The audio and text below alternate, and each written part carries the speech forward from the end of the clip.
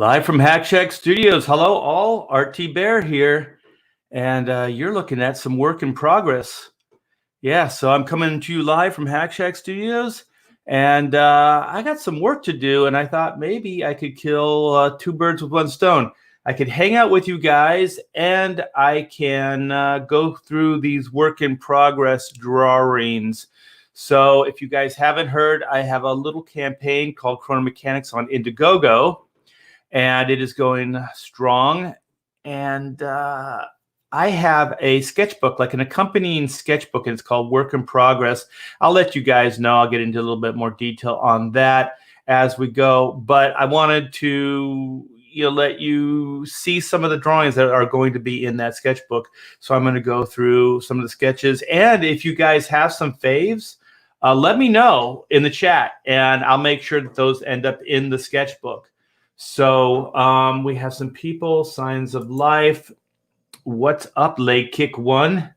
How are you? Good morning. Is it still morning? Yeah, it's still morning here in SoCal. Hell Level 5. What's up, guys? Yeah, and this will be a little Q&A too, so you guys hang out in the chat. Let me know what's going on. And if there's something that you really like, let me know, and we'll make sure that that gets in the book. And I also wanted to talk a little bit about the Snyder cut, the Zack Snyder cut. I was going to say I have mixed feelings about Zack Snyder, but I really don't have mixed feelings about Zack Snyder. But we're going to talk a little bit about the Snyder cut of Justice League that they're teasing that may go up on HBO Max. So I have some articles I'll read from it. To be honest, I kind of I'm not really too up on it right now, but I can educate myself as we go through it together. So I don't really prepare too much, you guys. I just kind of come in here and do things. I'm a doer, not a thinker. I think when I have to. So we have Spirit's Car. Ooh, he claps, he applauds. He says, yes, I approve. I'm well, thank you. Well, very good, man. There you go. I wasn't a fan of what Snyder did on, I got to be honest, with any of the DC movies. Actually, I should clarify. I thought Watchmen was pretty good. I should say any of the DCU stuff, the DC universe.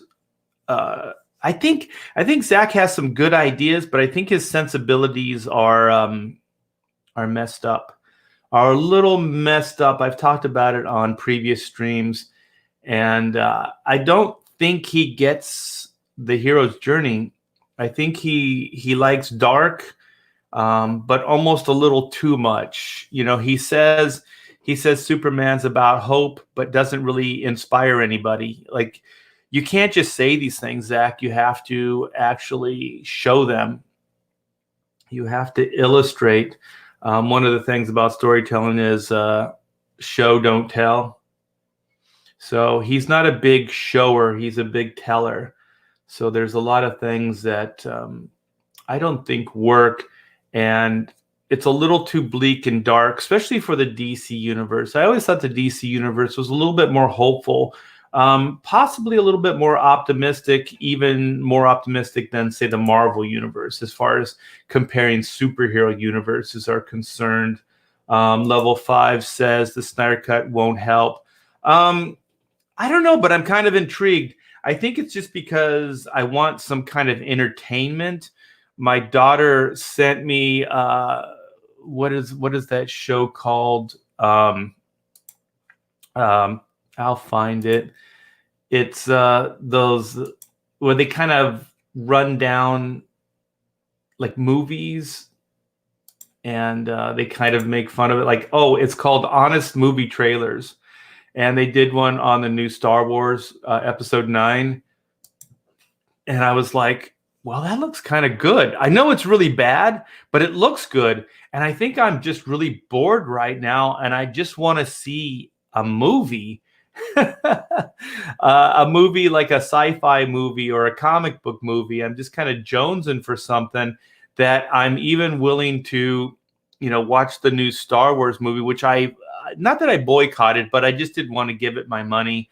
I was curious about it, but I mean, I don't want to throw money their way in hopes that maybe they'll get the signal. And I think they already have. And then the Snyder cut of Justice League, I don't think I paid. I think I went to a DC screening, DC Comics screening, so I didn't have to pay for that. But I think it would be interesting. Like I said, maybe it's just because I'm desperate right now for something, but it would be interesting to see Zack Snyder's, his full vision of what the Justice League movie was supposed to be. Although, I don't know. With his sensibilities, even if you added another hour to it, we might get more detail. And so some of the plot lines might actually make more sense. But will it make it a better movie? I don't know. There might be just more clarity. But I think his tones are horrible. It's just a little too bleak, a little too dark. And I just don't think that's right for the DC movies. Even the Marvel movies aren't that dark. So we got Spears Car. I think Zack Snyder's adaptation of Watchmen was brilliant. Yeah, you know what? I'm not sure, but if brilliant is the word I would use, but you know what? It was really good. And if you were going to adapt that comic book into a 2-hour movie, he did a very, very good job. He did a very good job, and it holds up as a 2-hour movie. I just think that, hold on. Yeah, there's a little bit of allergies. I got a little allergy. I'm a little allergy. What is it? I suffer from allergies from time to time, and this is the season, so I'm probably going to be drinking water a lot, and I might sniffle. So I apologize. So I thought it was a really good adaptation of The Watchmen, and probably the best you were going to get. However, I think that The Watchmen movie suffered a little bit because it's a deconstruction of a hero. It's deconstruction of the comics mythology, superhero mythology. And I just don't think that the average movie-going audience understood that. I don't think, cinematically speaking, they had enough understanding of these ideas to then deconstruct. It almost seems like, you'd go a decade into, the DC universe stuff and really establish a voice and then do a Watchmen, because then I think as far as the cinematic DC universe, you could understand better what they were doing. Because the way it was, it just, I don't know. Watchmen's a pretty dark movie, but I don't think what they were doing, what the Watchmen set out to do, was very clear in the movie. And it's just because in the comic books, people that buy comics, they understand the mythology and they understand the universes and they understand what the Watchmen is holding a mirror up to. But in film, the average movie-going audience, they don't understand that stuff. They don't know. So let me read this whole thing. He surrendered his ego and followed the book, especially the ultimate cut. His DCU films are worse than mangled abortions. Wow. Yes. Yeah. I agree with everything, although I just wouldn't give The Watchmen brilliant. I think it was good. And it's probably my favorite Zack Snyder film that he's ever done. I like the art direction. I like the way he switched up the ending. I thought that was pretty... Oh my gosh. I almost used the word brilliant. Yeah, you know what? I'll back up a little bit. The way he changed the ending was pretty darn good. Yeah. It was hopeful. It was in a weird way, I don't want to spoil it, but it was almost in a weird way more hopeful than the comic book. So maybe brilliant. What is this? Okay, I'm reading the chat here. Level 5 says he doesn't understand Batman either. He just likes the Batman is dark. Yeah. When I first saw some of the stuff come out, like there was the shot of Ben Affleck standing next to the Batmobile, and the image was really desaturated. There wasn't a lot of color. I was like, yeah, that's a badass Batman. That Batmobile looks pretty cool. It was kind of a cross between what we know as the Batmobile in the comic book and the Christopher Nolan Batmobile. So I thought it was pretty cool. I read something where he said he was going to be more like Gizmos, which he really wasn't oriented. I think that Batman, I would like to see a Batman where he was more of a detective, not noirish, but a little bit more detective work, and maybe a little bit more with the gizmos. Since I was a kid, I liked the gizmos. And in the Nolan film, he used a lot of gizmos, and they were more rooted in reality. So I'd like to see it possibly go there, like have a good anchor in the real world, but be a little bit more fantastic. Because, I mean, these are superheroes. I like to see it exaggerated maybe a little bit more, especially since the Christopher Nolan films exist. Why remake that? We have Vilnid. Hey, y'all. What's up?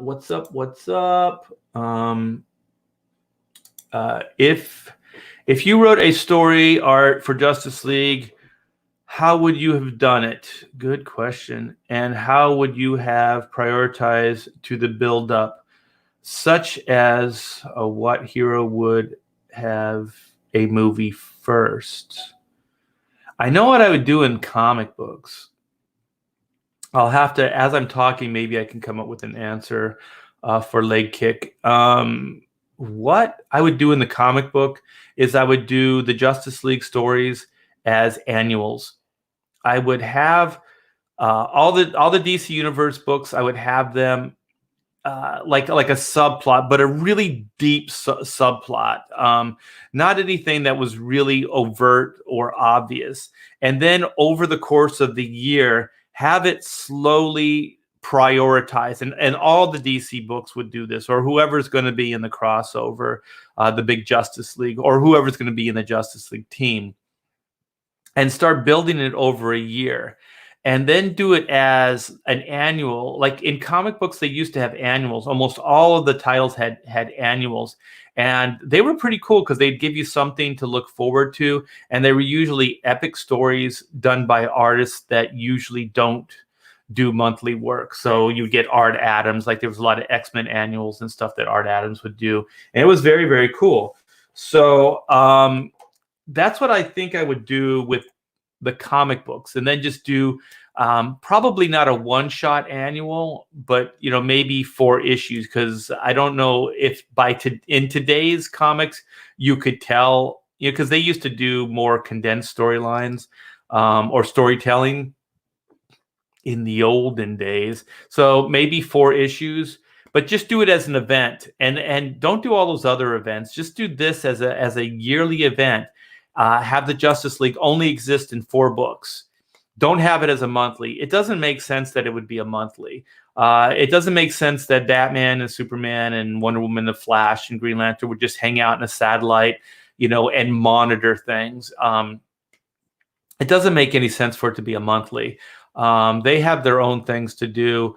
But what I do is I would build the big bad over the year and then have it pay off in the form of an annual, or like a mini series, like 4 60-page stories or something like that, and make it just like huge, make it just super cool. In the film, I think you just have to kind of do it the Marvel way, right? Like Marvel just did it so well. The template is set where you have you basically have, you introduce characters in their own movie. It's kind of like what I just said with the Justice League comic book, is that you have some kind of like plot line that just keeps building over issues or over movies, and then finally it culminates into a big crossover. Um, I don't know, because it's kind of weird to just have the Justice League form without understanding all these other characters, because then the Justice League becomes more about like, who is the Flash? You don't want to reserve a Justice League movie for who is the Flash. You don't want to reserve a Justice League movie for who is Green Lantern. I mean, maybe you can introduce a new character, like one new character in the movie, but I think they established they had a throwaway Green Lantern in the Snyder. Just like a ring flew off and went to find somebody. Like anybody would that's casual would know what that means. And then they established, I think, Cyborg in the movie, pretty much Aquaman, the Flash. I think everybody except for Superman, Batman, and Wonder Woman. I think they were all established in that Justice League movie. And I don't think you can do that. I think it takes time to build these characters and to have them establish a following, and just you shoehorn these characters into a 2-hour Justice League movie. No, man, I want to see an epic Justice League story. I don't want to see character development. Well, I don't mind it, but I don't want to see it from scratch. You know what I mean? Like, I don't want to see the origin of Cyborg in a Justice League movie or anything like that. Like I said, just to back up, it could be fun just to introduce a single character, but not multiple characters, because it just takes too much time to do it right. And the way they did it, it was just haphazard, and you didn't really know who these characters were, and you didn't care about them or anything like that. If you didn't read comic books, I don't think you would understand much of any of that movie. When it came to Cyborg, the Flash, people understand the TV show, but the thing is, it's not the same Flash. It's not the same actor. It's not the same, history. It's not the same universe. It's just weird. So I don't know. I think the Marvel Universe stuff, cinematic universe, was done so well. I can't see reinventing, the wheel. It just seems like a logical way to do it. I remember there was the Justice League cartoon, and I believe the way they established the Justice League, and I thought it was a better way to do it. I thought it was a better storyline, where I think it was the Martian Manhunter, and there were like these white Martians or something like that, and they came in. It was an alien invasion story, and so they came down, and since he knew what was going on, he kind of directed and got these super beings together. Although I think Batman and Superman kind of already understood what was going on. Like they saw the tip of the iceberg, but they didn't clearly know what was going on.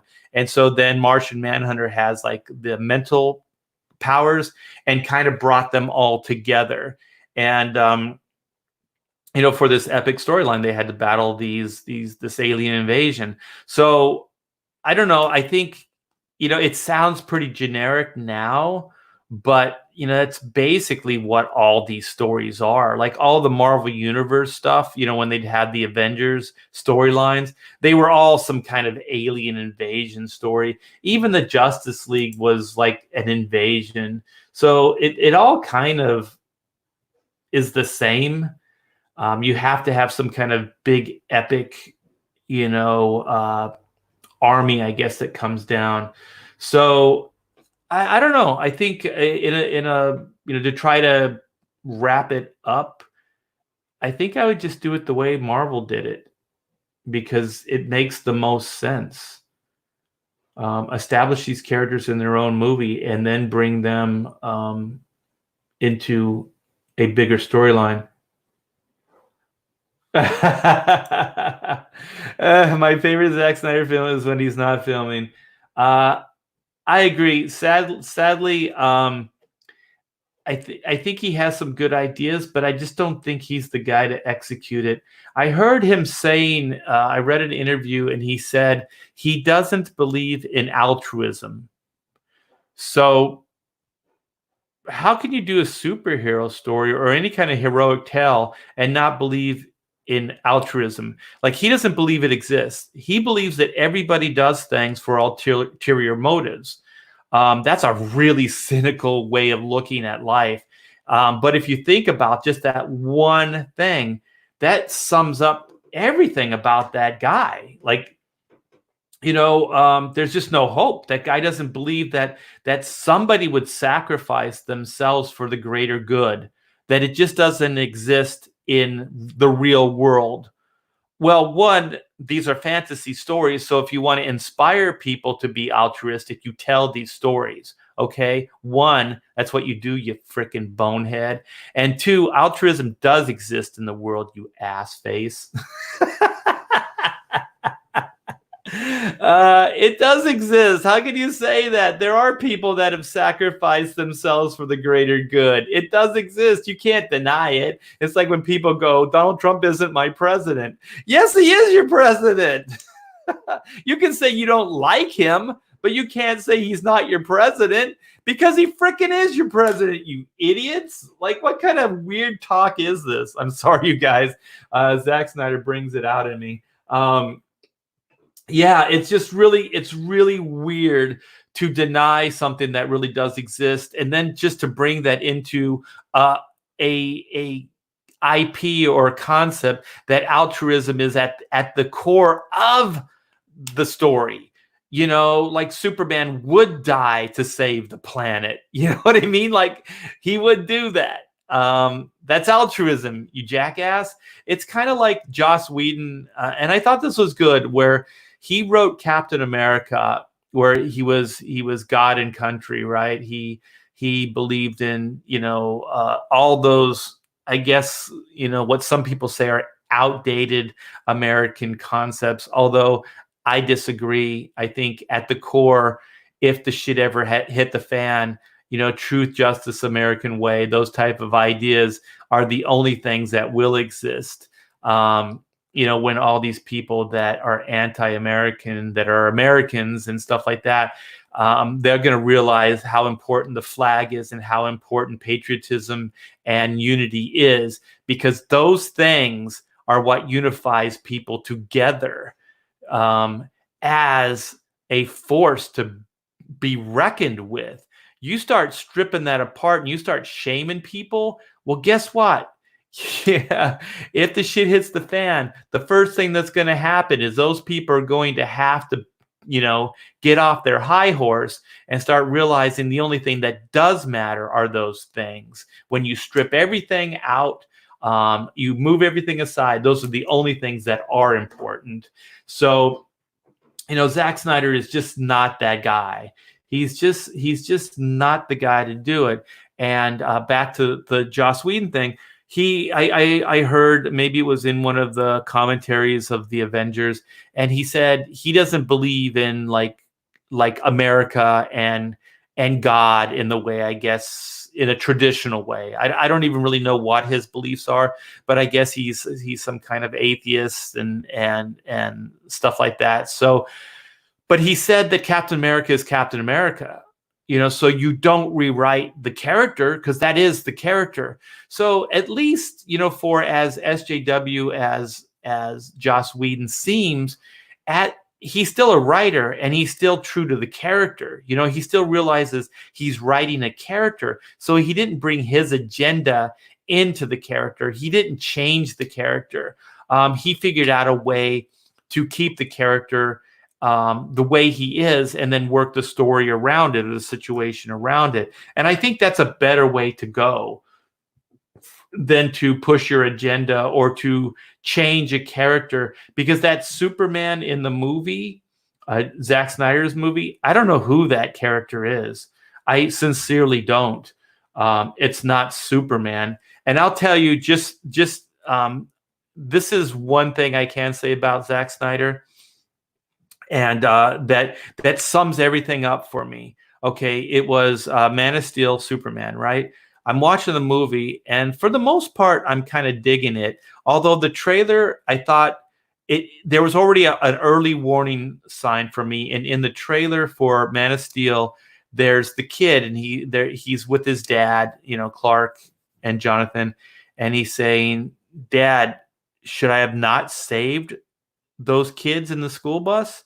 And his dad says, maybe. Like, what the hell?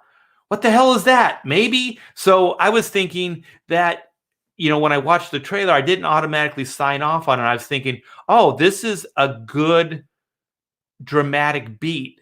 So he's going to play against that. The trailer's setting up that Jonathan is like maybe giving his son some bad advice. Maybe, Jonathan is at a crossroads and he wants to protect his son, but at the same time, he's going to praise his son for saving those kids.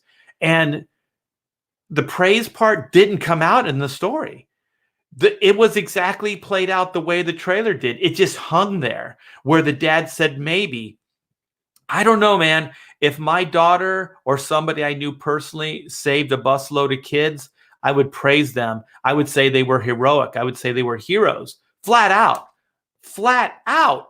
I wouldn't say maybe. I wouldn't gray up that, and the problem was he never came back to that point.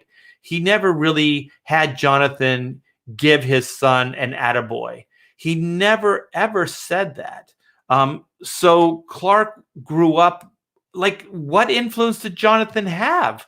Like in the comic book, Jonathan was the Rock. Jonathan, and Martha gave him that foundation, the middle America, moral strength that he needed to have this godlike ability. That's why he's not tempted to do evil or bad or selfish things with the power. Everybody knows that. Zack Snyder didn't. So then we smash cut to a hurricane, right? Still on Man of Steel. So this hurricane's happening, and there's all these cars, and they're on this road, and so people are evacuating the cars to hide underneath this overpass for protection. And so Jonathan's like, oh, Martha's like, the dog. So Jonathan's like, I'll go get the dog. And so then the kid, Clark is kind of already doing it, and then he's like, no, I'll do it. Dude, your kid he's super powered. Your kid could go in there and get the dog and no harm, no foul, right? But for some misplaced sense of pride, you're like, I'm going to go. So you go, you save the dog, and then you stand there, and then, Clark looks at you, and then you're just like, no, don't save me. Don't save me, son. He tells his son not to save him. And then he gets sucked up in a hurricane and dies. What the fuck? What kind of shit is that? Could you imagine the guilt that you would have if your dad told you not to save his life, and damn well you could have saved his life and not even bat an eye? Like that, nothing would have happened to Clark. Not one single thing. He could fly through the eye of a storm and nothing would happen to him. He's Superman. He could have saved his dad and flew him to a safe zone and just say, like these freak things happen in hurricanes. It threw him, a mile away, and for some reason, miraculously, he survived, right? He could have done anything. He moves as fast as the Flash does. He moves faster than the eye can see. He could have done it, and no one would have seen anything. And the reason Zack Snyder, did this is because, Jonathan thought it was more important to protect his son and his identity and his powers than to let the world know. Well, he could have done it and still not let the world know. You idiot. What kind of stupid ass writing is this?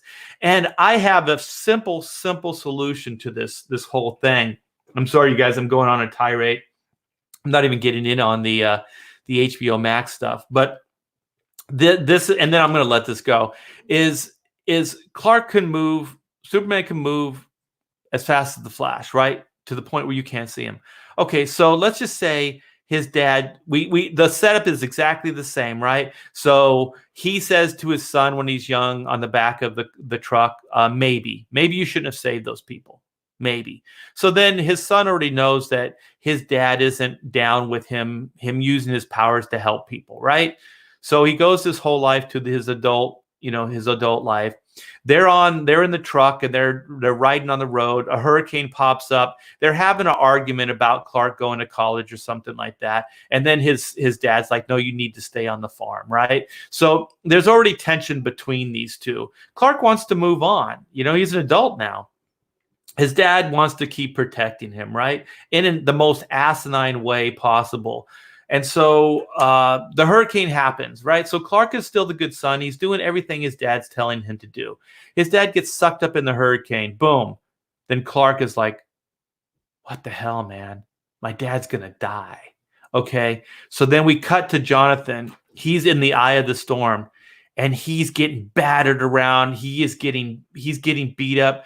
His life is just, every hit, every whatever of being in the storm is taking, more of his life. And so then we have this one moment when he finally breaks down and he hopes and he says out loud, I wish to God somebody would save me. Please, please, dear God, save me. Save me. And then Clark flies in the eye of the storm, grabs his dad, flies him out of the storm, lands somewhere where it's calm and safe. And then his dad at first is like, why did you do this? I told you whatever. And he said, I also heard you ask for help when you were in the eye of the storm. I heard you with my super hearing. And Dad, I don't care what you said or what. I need to share my powers. I need to do this. And then his dad says, you're right. I was wrong. You need to help people. When people are in need, like I was just in that hour of need, there's no one that can help them. No one can save them.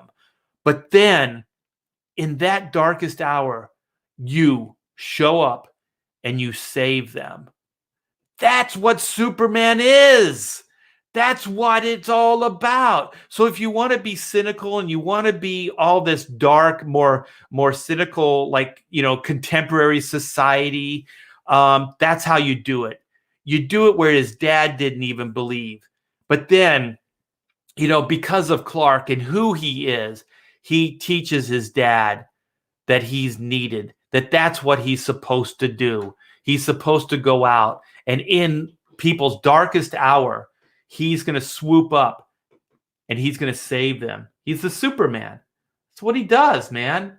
How do you write these stories and not understand this shit? This is just perplexing to me. And I can't believe that Warner Brothers and these people that are the caretakers of these concepts give him these ideas. There was a lot of focus on that Superman killed at the end of the movie. But the thing is, the way the movie was structured and the do or die scenario, I didn't really mind it as much. I didn't think it was a moral issue as much as that this guy just wasn't going to stop. And there was no prison and there was nothing strong enough to hold him. They already played the Phantom Zone beat. He got out of there. So why would Clark think that this guy would ever stop until he destroyed all humanity? So he didn't want to do it. It tortured him. It tormented him. But he did. He killed that guy. And based on that story and the way it was set up, it could only end that way. So I didn't mind that. I know a lot of people were like, Superman doesn't kill, things like that. But based on the way the story was structured, it had to happen. I still think you can be a moral person and kill. It just depends on the scenario. It depends on how it's set up. I know the superheroes usually don't kill because to me, it becomes a societal problem. Like if society saw like Superman kill people, like he's like the Punisher, or like he's judge, jury, and executioner, I think people would have a problem with that. So I do think fundamentally these vigilante type heroes can't kill, but he also didn't kill a human being. He killed a Kryptonian. He didn't kill one of our own. So I think the circumstances were fairly unique, and so I didn't mind it. But I know some people did. They had a problem with it. So I guess that's the setup for why I have a problem with Zack Snyder. I clearly don't think he gets it. Oh, what is this? I made the mistake of watching it in IMAX to see Dr. Manhattan on the big screen. Yeah, with his big blue dong hanging out. Yeah, the actors, the cat, everything in Watchmen was really, really well done. Yeah. I just have a problem with brilliant, because I don't know if it was brilliant. I think if he had written it from scratch and it wasn't an adaptation, I would say it was brilliant. But because I think that Alan Moore's work was brilliant, and Dave Gibbons. I don't know about Zack Snyder's. Oh yeah. Just leave Wonder Woman alone. I do believe the first Wonder Woman movie, the first two acts were really, really good. The first two parts of the movie. The third act became like a Zack Snyder video game. It was horrible. It almost destroyed the movie for me. Almost.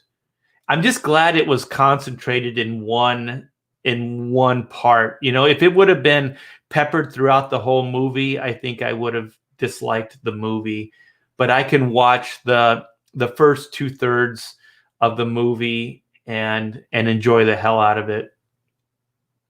There's some problems with it, but for the most part, I think the tone is right.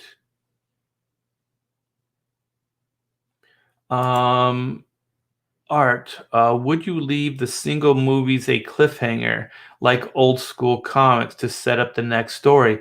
It's kind of what Marvel does, but what I would do like Marvel, where it's not like you get a complete story.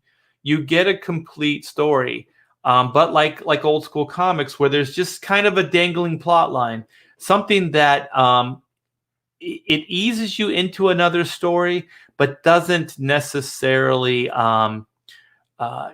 need to be there. It doesn't need, you don't need to have that information to enjoy that 2-hour adventure. What is this? Are you kidding?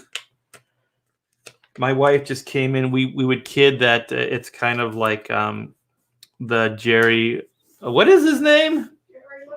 Jerry Lewis Telethon.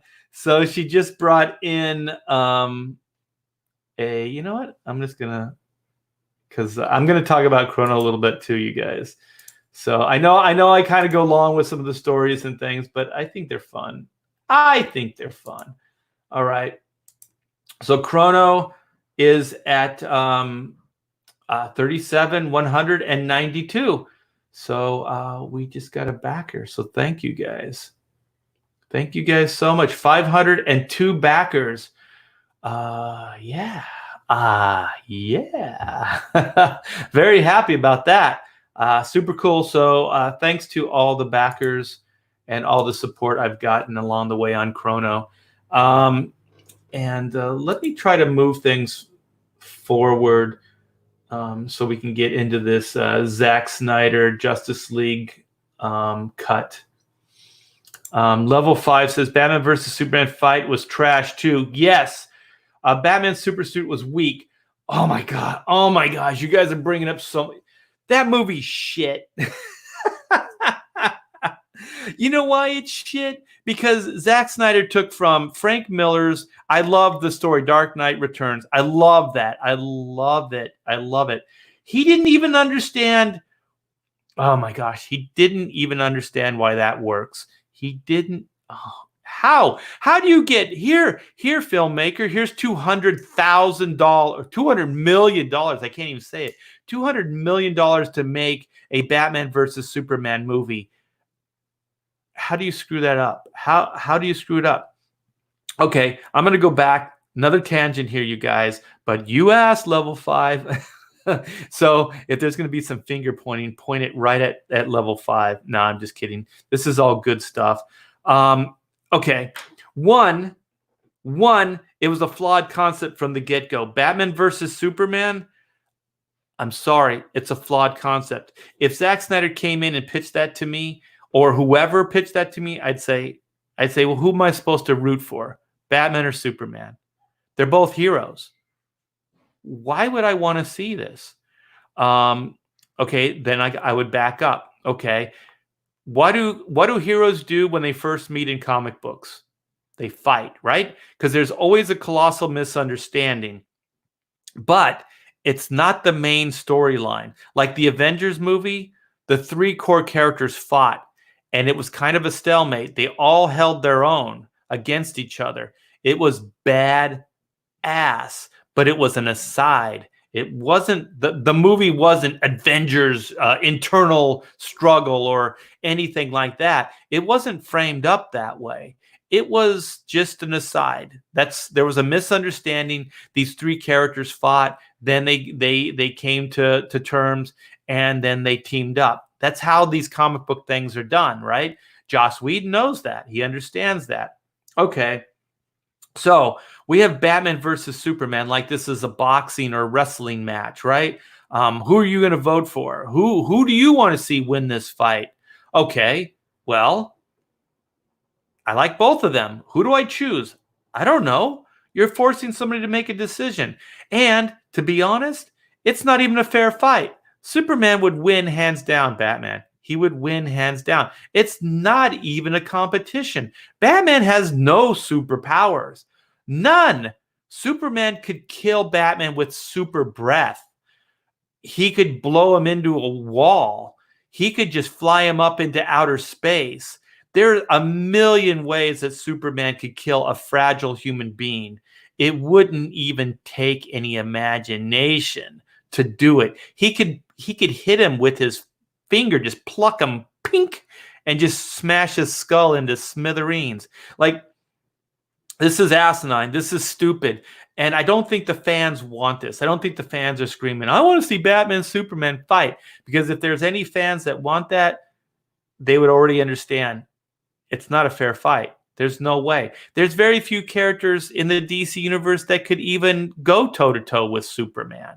You know, Wonder Woman, maybe Martian Manhunter. There's a few characters that are like really, really super powered on that level. But it's not Batman. Batman's a human being. This is stupid. This is really, really dumb. And then he brings in Frank Miller's beloved Dark Knight Returns and goes, Frank Miller did it? Yeah, I'll do it. What the hell, dude? Frank Miller did it? I'll do it? Yeah, but I'll tell you how Frank did it that you didn't grasp. Okay, Batman went into that fight with Superman never thinking he was going to win. And he never wanted to kill Superman. He wanted to make him bleed. That's all. He wanted to humble him because he knew Superman was our best hope. He wanted to inspire him because Superman was going off. He was basically a stooge for the government, for the American government or the governments of the world. So he was just following orders. He didn't think for himself. He wasn't the Superman of old. So what Batman wanted to do is he wanted to humble him to a point where he could realize what he had been doing and what he should be doing, right? That's what it was. It was never like, I'm going to kill you. I'm afraid of you. Like he's paranoid that Superman's going to destroy the world. No, it wasn't that at all. It was that he wanted to inspire. And sometimes divine intervention. Sometimes you have to get the shit kicked out of you before you get back to what you're supposed to be doing. It's that karmic well, it's not even karmic. It's literally a smack in the head, right? It's a slap in the back of the head, like, wake up, this is what you're supposed to be doing. So then Batman, because he knew it would probably end up in his death, he staged his own death. He took a pill that would falsify a heart attack so that Superman then would stop the fight, because Batman would have this heart attack and then die. So Batman died, but not at Superman's hands. He faked his own death. So the fight would end. So Superman didn't have to kill him. So Superman could still be that hero, the untarnished hero. You know what I mean? He didn't have, a death on his hands. He didn't kill Batman. Okay? And so how does it end? Clark Kent's at the funeral, right? And then, Bruce knew that he would be there. He knew everything was going to happen. He's the smartest man in the DC universe. So his heart starts ticking again. And then Clark hears it with the super hearing. He hears Clark's heartbeat. And then he knows. He knows everything he needs to do. He knows what Batman was trying to do, and that Superman's going to be a better man now because Batman made him bleed. He humbled him. He brought him down to a human level. Humans bleed. Gods do not. That's why that symbolism was there. Zack Snyder was like, "Do you bleed?" Like, it was just a generic line for a trailer. It had no meaning. It had no chutzpah. It had nothing, man. It was just a hollow line. That's all it was. And in the movie, Zack Snyder made it like that Batman really wanted to beat Superman. What the hell? What the hell? He was going to kill him? This is retarded. Why would he kill him? Superman's the only one that stopped that alien invasion. It doesn't make any sense that Batman in the cinematic universe would want Superman dead. Superman single-handedly stopped an alien invasion in Man of Steel. Bruce knew that. Why would you want to get rid of somebody like that? You'd want to humble him. You would want him to be on the same team as you. You'd want to get to know him. You'd maybe find his weaknesses in case he does go off on a crazy train, but you don't kill him. You don't eliminate that guy.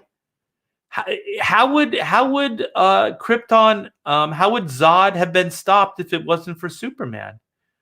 In Zack Snyder's own logic, his own movie storytelling logic, Superman's gone.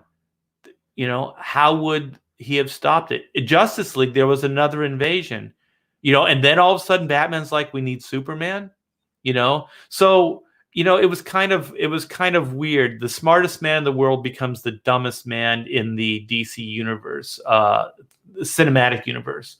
I didn't like it. I didn't like it at all. I liked Ben Affleck. I thought he was kind of a cool Batman. I liked some of the fight scenes and things, but that's not Batman. It's not my Batman. That guy was a moron.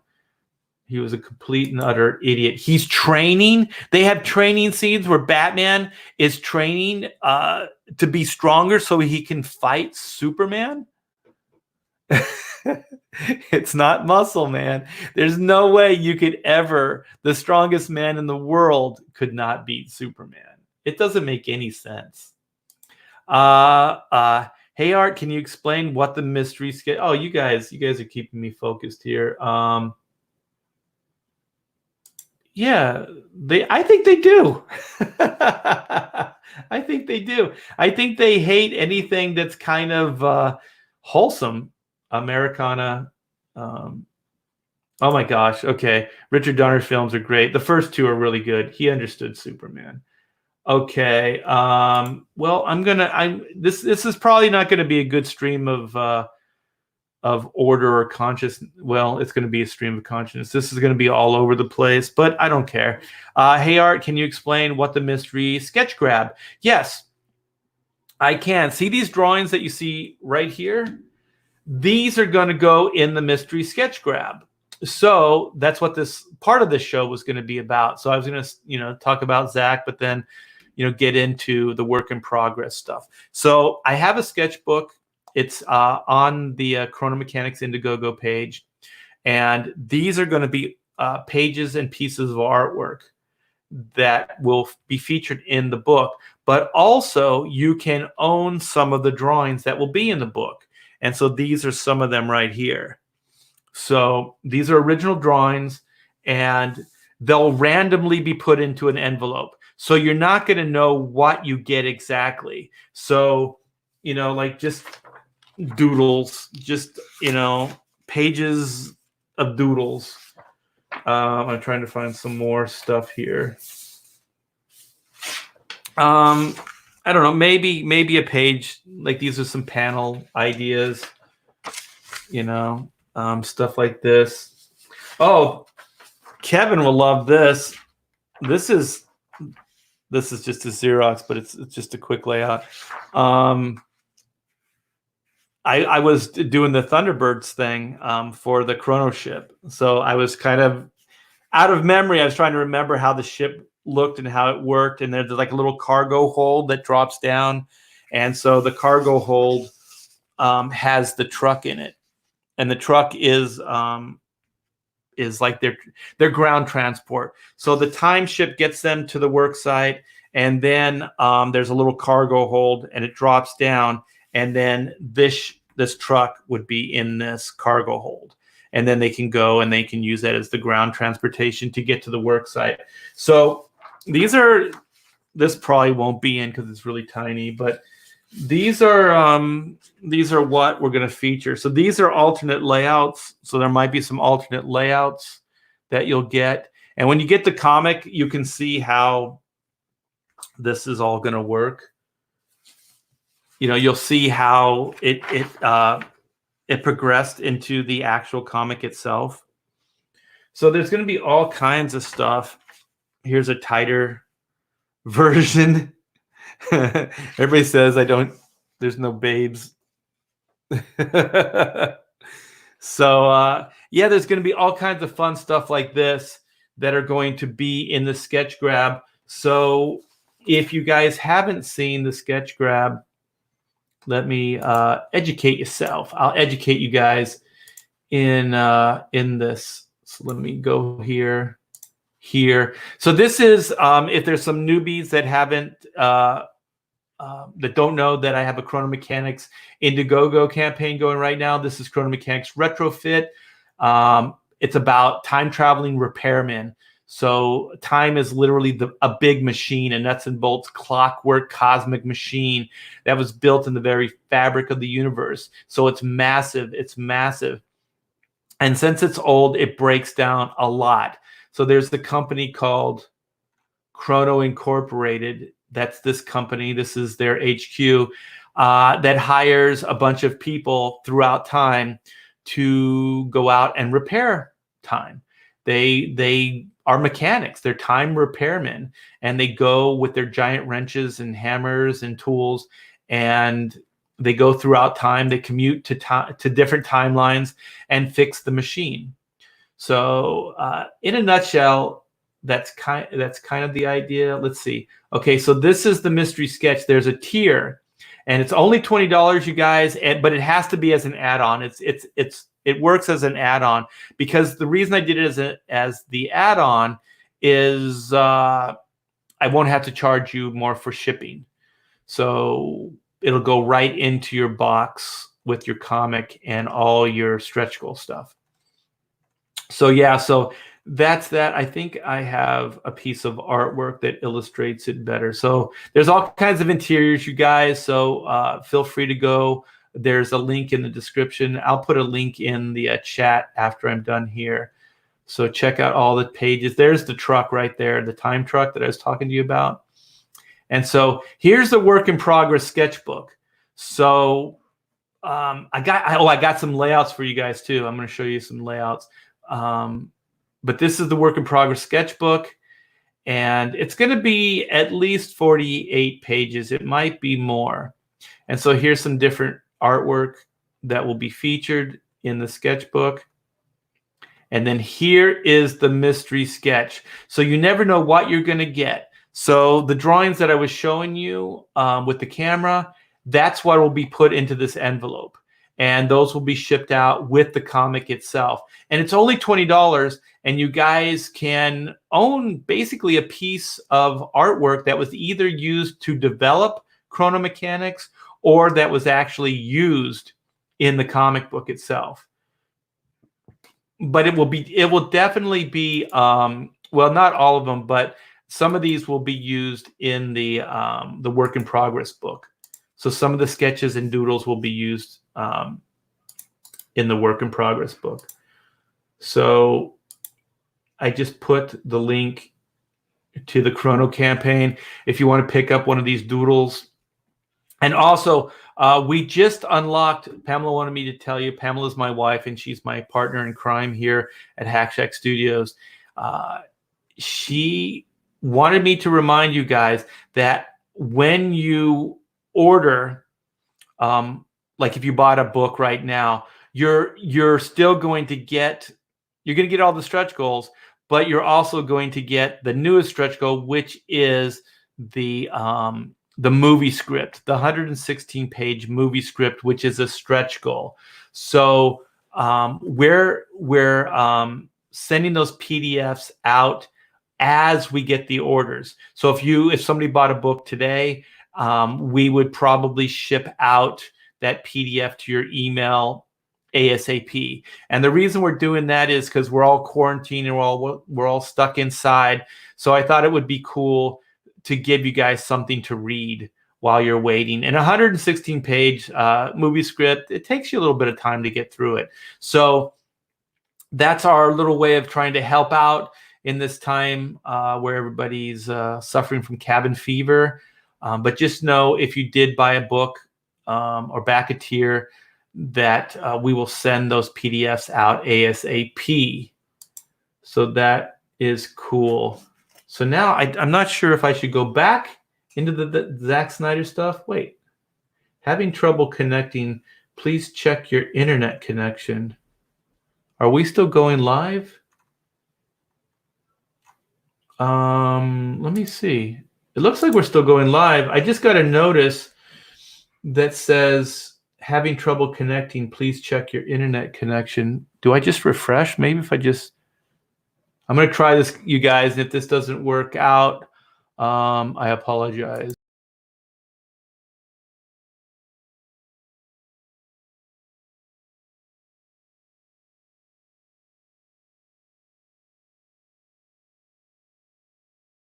I should be back. Oh, my camera just took a dump. That's not good. Oh, okay. So we're still going. We're still going. Cool. Yeah, I just refreshed. Had a little technical glitch. I hear you fine. Weird. Okay, cool. So you can still see the image as well. We have King Crow. What's up, King Crow? We have Albino. Hey, Albino, I sent a link. If you want to come in, feel free. I'm home. If you still want, send me. I thought I did. Check your email. I think I sent it. Let me see. I apologize, you guys. I'm checking to make sure that Thunderbuns got the link. I did not. I apologize. I copied it, but I did not paste it. Okay. I apologize. Yeah, I had a million. It always takes me a little bit of time to set these things up. I'm gonna have to reset my camera too. So because I got more artwork here that I wanted to show you guys. But maybe when Albino gets in here, we can go over the article, because I got an article from who is it? From Comic Book News, and one from Screen Rant with the Zack Snyder stuff. So cool. You are live. We are live. We are live. Yes. Cool. And if you guys could please give it a thumbs up, like, and make sure that you're subbed. If there's anybody listening right now that has not subscribed to the channel, please do so. I would greatly appreciate it. That would be awesome. And also, let me do this while I'm waiting for the buns to get in here. I have another campaign. I'm not running this campaign, and also just to back up you guys, Dynamite's running it, and they're going to fulfill it. So as my involvement here is pretty much done. The cover is done, so this doesn't really, it's not eating up any of my time other than, you know, helping promote it and get the word out there. So it's a Vampirilla Limited cover by me, and it celebrates 25 years of black and white, 25 years of black and white and 50 years of Vampirilla with this unique cover. So I was so flattered when Nick Brucci said, hey, would you like to do a Vampirilla black and white crossover? And I was like, hells yeah, I would. So let me see if there's a better, I don't think there's a better piece of artwork. Let's see. There's just that. Excuse me. And the idea here is that black and white are robot hunters. So with Vampirilla's help here, they just slaughtered these giant skeletal robots. So that's kind of the idea there. Let me see. Oh, there's some close-ups. Oh, I guess they added some close-ups. That's cool. So here's some close-ups here.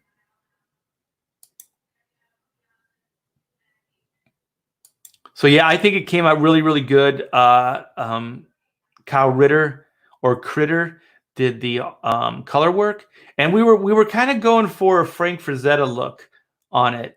So I did it as kind of like a Frank Frazetta layout, and then I sent Kyle a bunch of Frank Frazetta like paintings and stuff like that for inspiration. So it was pretty cool. I think he nailed it. Yeah, and if you look, you can't really tell by this. Let me see. It's almost painterly the way the color is done. And what I like colorists that I can find the black and white version, but like this black over in the corner, this lower corner, that's me doing pen and ink work. You can see it here in the lower right-hand corner. But what's cool is when you work with colorists that can take that and then enhance it like this. You know what I mean? Where it looks flawless. They look like they work together. They don't fight each other. Some colors just like obliterate what you do, but the good ones like Kyle do not. So there's these two. I think it's pretty cool. Yeah, he's really, really talented, Kyle. So yeah, 25 years of black and white. The heroic duo, Black and White, celebrates their 25th anniversary, and art is sharing the milestone with fans by creating this monumental crossover cover. And then, of course, Vampirilla is 50. She doesn't look a day over, say, 20. So we have 3 different versions. We have the standard that has the logo and stuff. I love the Vampirilla logo. I think it looks freaking awesome. And it has the little 50th stamp on it. And then we have the line art version, which is the black and white version. And then we have the Virgin, which has no logo on it. So you get to see all the beautiful colors and all the work that went into it without the logo interrupting. And also, with any of your purchases, any of your backings of the book, you can add on a head sketch. So we have the head sketch here. This is the black and white one. I haven't worked up a Vampirilla one yet, but I'm going to do that soon. I'll probably do it on a live stream. I'll draw it up for you guys. You can see me put it together. Yeah, so we have that. So you can add that on to any of the tiers. And then we have the actual tier itself. So there's been a lot more of these drawings ordered. I don't have a limit on them. Maybe I should have, but we have 6 of the Vampirellas right now, and we have 1 of the black and white. And I happen to know that there's more than that. When you do them as an add-on, the numbers don't show up here in the tier. So I may have to, if it gets crazy, I may have to limit them because it's starting to get a little crazy here. But I'm really, really happy. I like to draw for you guys, so it's not a big deal. So we have 60 backers, 4,045. So I think we're ending day 4. So we're starting, I think around this time, actually, we're starting day 5. And for the first 3 days, we were trending, actually almost not 4 complete days, but we were trending as number 1 on Indiegogo. I think it's still trending. It's just not trending as number 1. So you guys come by, check it out. I'll put a link in the description as well. And I'm going to come back, see if we have Thunderbuns. We have Albino. What's up? What up, what up, what up? Yeah, I'm glad you could make it. I just put a link for not Chrono Mechanics, but Black and White Vampirella crossovers. So I think Victor in the chat was saying he wants a shirt of that cover. Is that a possibility? It is. It was on the like creatively when we came up with it, Nick and I, he was talking about the challenge coins or whatever they are, kind of like the Cyber Frog coins, and then a lithograph or print, and then T-shirts. So we wanted to see how successful it was before we started, bringing a lot of other things, because you have to have a significant print run to make a lot of that stuff worthwhile. And if you do like 1 or 2 shirts or 1 or 2 prints, then it's hard to justify the cost. Makes sense. Yeah. So how you been, man? Pretty good.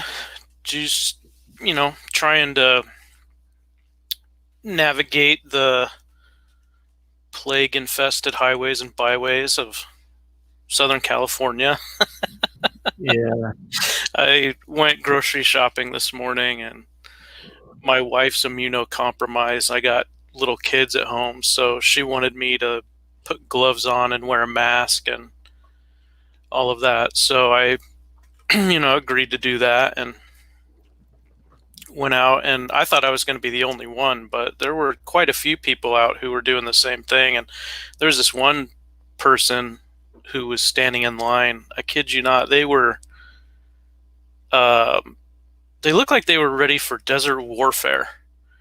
They had just covered head to toe, gloves, a scarf wrapped around face, neck, hood over the head. I think there was a hat on top of the hood. It was a little surreal. Yeah, there are people that are being extra careful, but to be honest, I mean, they might have immune deficiency or something like that. Exactly. They could have some major health problems. So I don't blame anybody for, when I see that, that's what I always think. The cynical side wants to go, well, that person's way over, exaggerating. But, there are some people that have immune deficiencies. My wife has a major immune deficiency, so we don't mess around with that. And I know that you guys have one as well in your household. Yep. So with that type of stuff, it's better to be safe than sorry. But hey, Joe, have you had a chance to check out Zack Snyder's his cut that he's now? I guess it's some serious talk about it coming out. Have you heard anything about that? Well, I know that it definitely existed and has existed. Quite a while ago, I saw. I'm trying to remember exactly when this was. It was at least months ago. It might have been even as far back as maybe the middle of 2019. There was a very intentional leak that someone from his camp sent out, where it was a photo of film canisters, and however long it was, like 5 hours or whatever, there were enough cans there to hold that much film, and they were all labeled, and you could see the labels were not brand new. You know, they had some weathering on them, and it all said, I forget exactly what the wording was, but essentially it was, you know, the original director's cut of Justice League. Well, let me find this article because if I'm not mistaken, I just kind of perused it real quick, went over it, but I think he's going to. I think there's going to be some money put into it, like with finished special effects and stuff. Let me make sure that I'm saying the right thing. So, this is Cosmic Book News. So here we go. Zack Snyder teased his release of the Justice League. He's been teasing for a while. Batman versus Superman, a live stream watch party. Long story short, Snyder was able to finish his version of the Justice League movie, which saw Warner Brothers bring in Joss Whedon to reshoot and rewrite the majority of the movie. However, Snyder has just about finished his version, though rumored to film a few more scenes, which has become the hallowed holy grail known as the Snyder Cut. At the end of Batman v Superman, a watch party, Zack offered a bit, and he teased his fans. It was really fun. We don't need to know what that douchebag has to say. Sorry. Zack then was cut short as the live feed ended, as he said, "You know what? I think they should someday make a sequel to this movie someday. That would be amazing. That would really be something else. Yeah. Want to know what happens to these guys? I mean, don't they eventually, I don't know, form some whatever?" Very articulate, Zach. Yeah. It was hard to read. So this looks like it's a scene that's not in. I mean, there's probably going to be a bunch of like visuals, but I don't see how it's going to make it a better movie. But anyways, obviously Snyder was teasing that a sequel, insinuating the Justice League theatrical release isn't a sequel to anything, and it has even been said Snyder never saw it. Snyder did recently reveal he has to finish some more of the CGI for his Justice League Snyder Cut, and regarding the rumors, it said that Snyder wants to film a few more scenes. It's also been said the Snyder Cut might get a release on the upcoming Warner Media HBO streaming service, which launches in May. But again, the rumors have it. Oh, I'm sorry. But again, the rumors have it that due to Snyder's wanting to film more scenes to completely finish it, the Snyder Cut might not be ready by May, so it could see later HBO Max release. Zach also talked about the death of Jimmy Olsen, his 5-movie story arc, and Martian Manhunter and Superman. I don't know, dude. You got to take care of business first and then get into that other stuff. Follow Zack Snyder on whatever, who cares? But I guess these are some of the scenes that are going to be in the upcoming Snyder Cut. Boy, was Steppenwolf a misstep to be the big bad. Oh yeah, I mean it only works if then it's a segue into is it Apocalypse? Dark Side. Dark Side. I'm sorry, I always get those two confused. Yeah. So they're in black and white, so we don't give anything away. The dark suit. The Man of Darkness. Yeah, I was listening to you when I was driving around, and I think I missed the first couple minutes, but I caught most of it. And so when I got home, I just did a quick search on the Snyder Cut to see what would come up because I didn't know which articles you had seen. And The first one I found was from the Hollywood Reporter, and there was quite a few quotes that they had because Snyder had done a live commentary, I guess it was yesterday, on a social media platform called Vero, Vero. I'm not Yeah, I familiar mentioned with it it. here. Yeah, in this Okay. cosmic book news. Yeah. So yeah, they had quite a few Ooh, quotes. wait. Here's Darkseid. Yep, that's him. Well, a version of him anyway. Yeah, it looks pretty bad, but it's Darkseid. Huh. So they're gonna leave you with that. So did you say? Oh, what did you say? Screen Rant? The Hollywood Reporter. Oh, Hollywood Reporter. Okay. Well, keep going, and then I'll share the Screen Rant. Oh, I was just saying that there were quite a few quotes from his live commentary, and it touched on some of the things that you had mentioned before, but there was also some other stuff as well. And I thought it was interesting that he was so forthcoming, frankly. Usually on those sorts of things, when there's controversy, um, and the filmmaker is still attached to the project in some way, usually they're not that frank with people.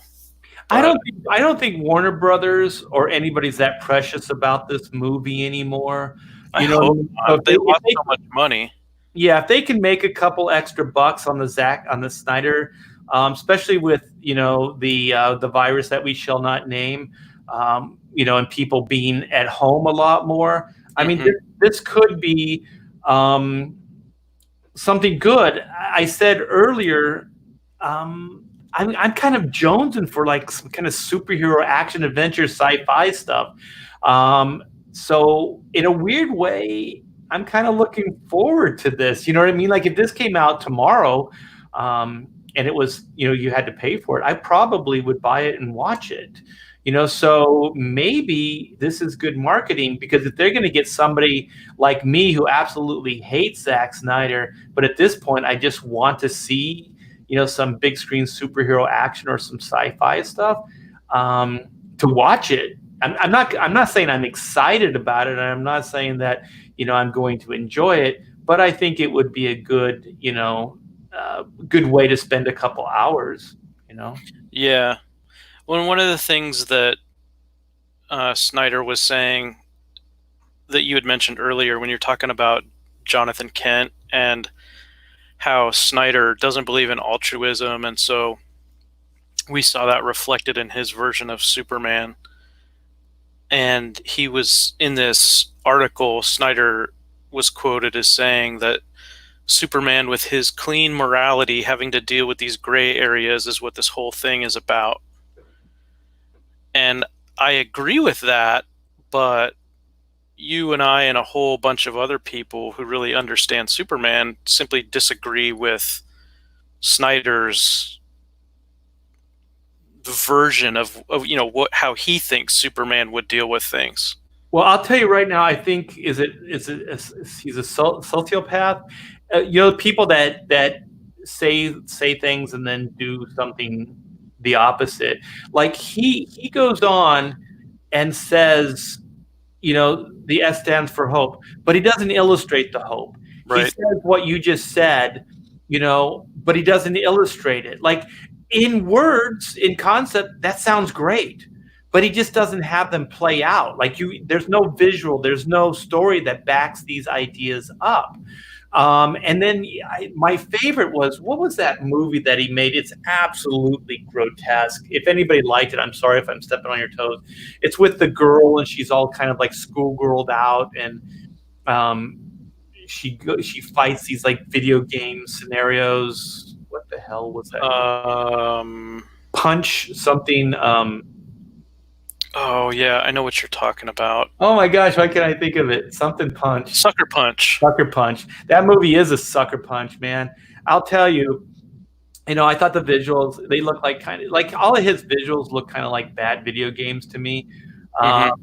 but this one totally looked like that. So I thought it was just low budget and he put it out real fast. But I thought the subject matter, it looked like it could be fun, kind of an Alice in Wonderland kind of adventure. She goes into these like video game worlds or something. I didn't really know what it was, to be honest. But, I was intrigued by the visuals. And so I watched the movie. That movie is one of the biggest beatdowns I've ever seen. My daughter wanted to see it. I I bought the movie sight unseen. I threw the movie away because sometimes she goes through my video collection. She was a little kid, at the time, Yeah. and so I was like, in lieu of her ever seeing this movie, I'm just gonna throw it away, and that's I did. I threw the damn movie away. I didn't even want to give it to anybody because it was so bad. And so then all the press releases, even the actresses that were in the movie, were like, this is a strong female empowerment film. This is about girls taking charge. Watch that movie. It is not about any of those things. Like, you can say that, you can sell the movie that way, but that movie is a complete and utter beatdown of women. That woman dies at the end. Like, this is not a triumphant, girl power story. The girls do fight, Hmm. they do those things, but they hardly triumph at the end. I think it's a girl power beatdown, and to get to that point, it's horrible. It's just it's really I it's retarded. That guy is like he's kind of retarded. I don't think he understands he understands things on like a salesmanship level. Like, it's going to be this, but then his execution of it, like, he doesn't understand the subject matter or the concept or the characters or anything. It's kind of ironic that he was talking. Um, he was talking about how he was really drawn to the mythology, I should say, not the. Let me rephrase that. Not that he's drawn to the Superman mythology itself as we know it, but he's drawn to the mythological aspect of the legacy of Superman. And one of the things that he said on this commentary, and he was referring to Joseph Campbell, the comparative mythology professor and writer who gave us who articulated concepts like the hero's journey. And Snyder was saying the lines could get blurred for normal humans. This guy floating in the sky, how do you not rely on him to solve all the world's problems? But that's not what he wants. He's just a kid from Kansas trying to do the right thing. So, Art, I think that's an example of Snyder almost gets it. You hear him say something like that, and you would think, oh, okay, he understands, that part of Superman's character. But then when Snyder shows how he thinks Superman would go about trying to do the right thing, it's out of step with the character as we know him. Yeah, and it contradicts almost exactly what he said. So, that's why I don't know if it's like a sociopath or I like would think I would say he has classical. He displays classic symptoms of a nihilistic worldview, for yeah, sure. yeah, but he contradicts himself all the time. And I do believe that he's not the right person for these type of heroes. Like, there are some heroes that he like if he did a Punisher movie or something like that, but for like altruistic DC mains, like Wonder Woman, Batman, Aquaman, Flash, Green Lantern, these characters is Cyborg. He's not cut out with that mindset. He's not cut out for it. He doesn't really understand that stuff, and I'm convinced he doesn't understand. He did good. He did a good job with Watchmen, but that already is kind of that deconstruction. Yep. I thought for DC and Warner Brothers, in early meetings with this guy, I would have saw right through him. If he was coming in pitching this stuff, like I already mentioned, Batman versus Superman, I would have nixed it. Well, I would have heard him out, and then I would have nixed the idea, because it's a flawed concept to begin with. Nobody really wants to see these two battle. Maybe a fight, and a side fight, but not like for 2 hours, not the entire movie. I would have nixed it. And also, I think that ZACK, if he truly is a comic book fan, he's a comic book fan of all the Elseworlds type stories, like Killing Joke or Watchmen or Dark Knight Returns. Those stories, they were never meant to be. What's the other one? The Russian Superman one. Red Sun. Red Sun. Like those aren't continuity. Those aren't Marvel or DC Universe stuff. And that's what you have to base your film franchise on. Right. You can't base your film franchise on, these Elseworld tales, because most of the time also those are not ongoing storylines. Those are one and dones, or like a mini series or something like that. So they don't really have any place that you can go as far as serializing these stories. And also, most of those are pretty bleak or have a definite finale. And it's just all of those ideas. I would have saw right through it. I just go, nah, I think we should probably base the DC cinematic universe on the main core of what people think of the DC, comic book universe. And I think it's another irony in this whole situation was that you have Dark Knight Returns, which was one of the inspirations for Batman versus Superman, and you take that. You take Watchmen, and there are others, but those two being, I think, the two biggest examples and the two best-selling, where both the creators, Frank Miller for Dark Knight and Alan Moore for Watchmen, they have said multiple times it's because they loved the classic superhero so much. They wanted to write stories that showed what would happen if things ever went wrong with those superheroes. And they wanted to set up a contrast and to basically show people, hey, don't take these heroes for granted, because if things went wrong, it would be really bad for everybody.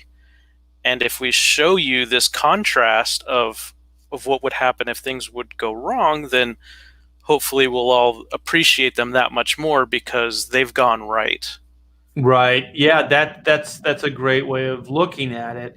But I think those are, if you're going to do those cinematically, there's certain characters that you can explore those ideas with, or you can bring those into the universe once you've clearly established a tone. Yes. I also thought like the tone that Snyder brought to the films was fundamentally flawed from the beginning as well. Mm-hmm. Because if you look at the Marvel Universe stuff, for right or wrong, I mean, the cracks are starting to show, and critics are starting to turn on the Marvel Universe a little bit. But they've had 10 years, right? Over a decade worth of movies and success. So, and I don't know how many films, but 3 a year or whatever over 10-year, span of time. They did it right. And what they did is the tone of those movies is kind of a entry level, for the lack of a better word, generic tone, right? Mm-hmm. It can go dark and it can go funny. Mm-hmm. But it's always kind of a continual tone. The way they look, the way the characters act, the way the universe works, all of those things, it's kind of like generic. So if they ever wanted to do a little bit of a darker film, they could. If they wanted to do something more lighthearted, like Thor Ragnarok, they can do that. You know what I mean? Like, you can go, but that one tone was so established as the core tone. You can play with those different tones. But if you start out with a really bleak tone with your films, right? No hope, all this stuff, doom and gloom, an alien invasion, Superman kills, all these things. Batman wants Superman dead. Wonder Woman is like she retired after the war because she couldn't handle people anymore, and like all of these different things. Like Aquaman isn't the king of the seven seas. He doesn't want to have anything part with the Atlanteans, and then Flash. He's a wuss puss, like what? I don't even know what the Flash character is, like, and then Cyborg, he's kind of like the shut-in guy that's a little shy of, but he's not exactly like, I want to go out and help the world either. So all these characters are like, really, the cinematic versions are all kind of in this darker place, and the only place you could go, which is what they tried to do with the Justice League movie with Joss Whedon, and on that level, I do applaud it. That it was a little bit more of a hopeful movie. You know what I mean? That Batman saw that he had screwed up, and that he was the one that was instrumental in bringing Superman back. He tried to carry on the Superman legacy, but he knew that he wasn't the guy to inspire and to be hopeful that Superman was that guy, and all these things. And so I thought that at least they got that idea right.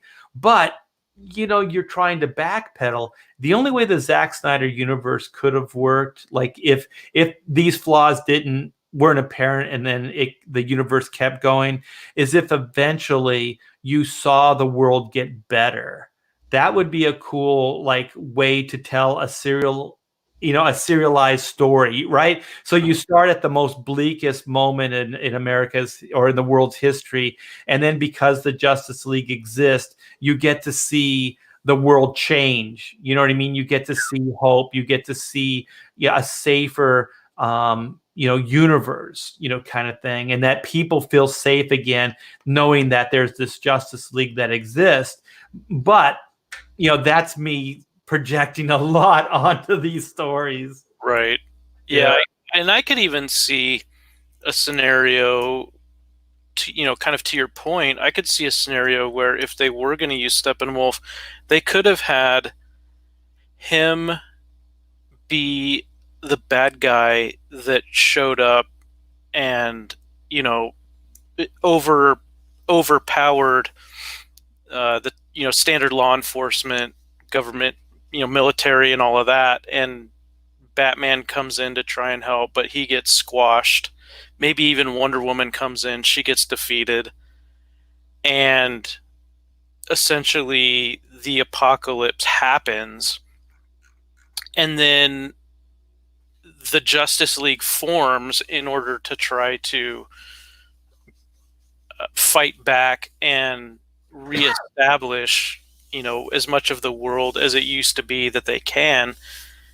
And then Steppenwolf gets defeated by the Justice League, and then that's when Darkseid shows up, and then you have the League fighting Darkseid.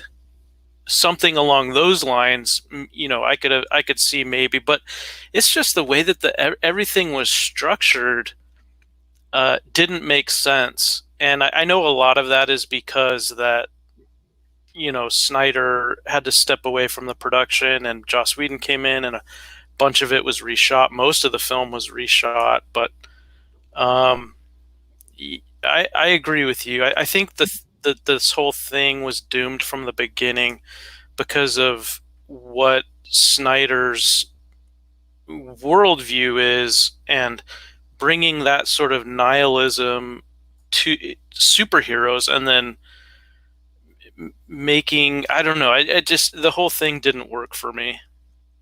Yeah, I thought that I think he has good ideas. Zack Snyder has good ideas, but I think just because he's flawed, because of his personality. Like when you're a creative person, all you have is who you are to bring to your creator worlds, right? It's your worldview, it's your life experiences, all those things. And if you're a writer like Joss Whedon, I think and I'm not overly. I don't want to seem like I'm totally, praising him, but Hmm. he seems like a guy that has some serious agenda. But it does as well feel like that he's able to distance himself from his agenda and do the job. You know what I mean? And tell the story, keep the characters. Whether that was Kevin Feige that was pushing it or what, but he seems to kind of understand things and be able to do the job.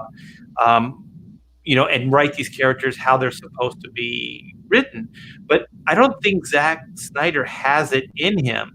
I think it's kind of like Ryan Johnson, where there's this part of them that just likes to be perverse. Like, I'm not going to give you what you want.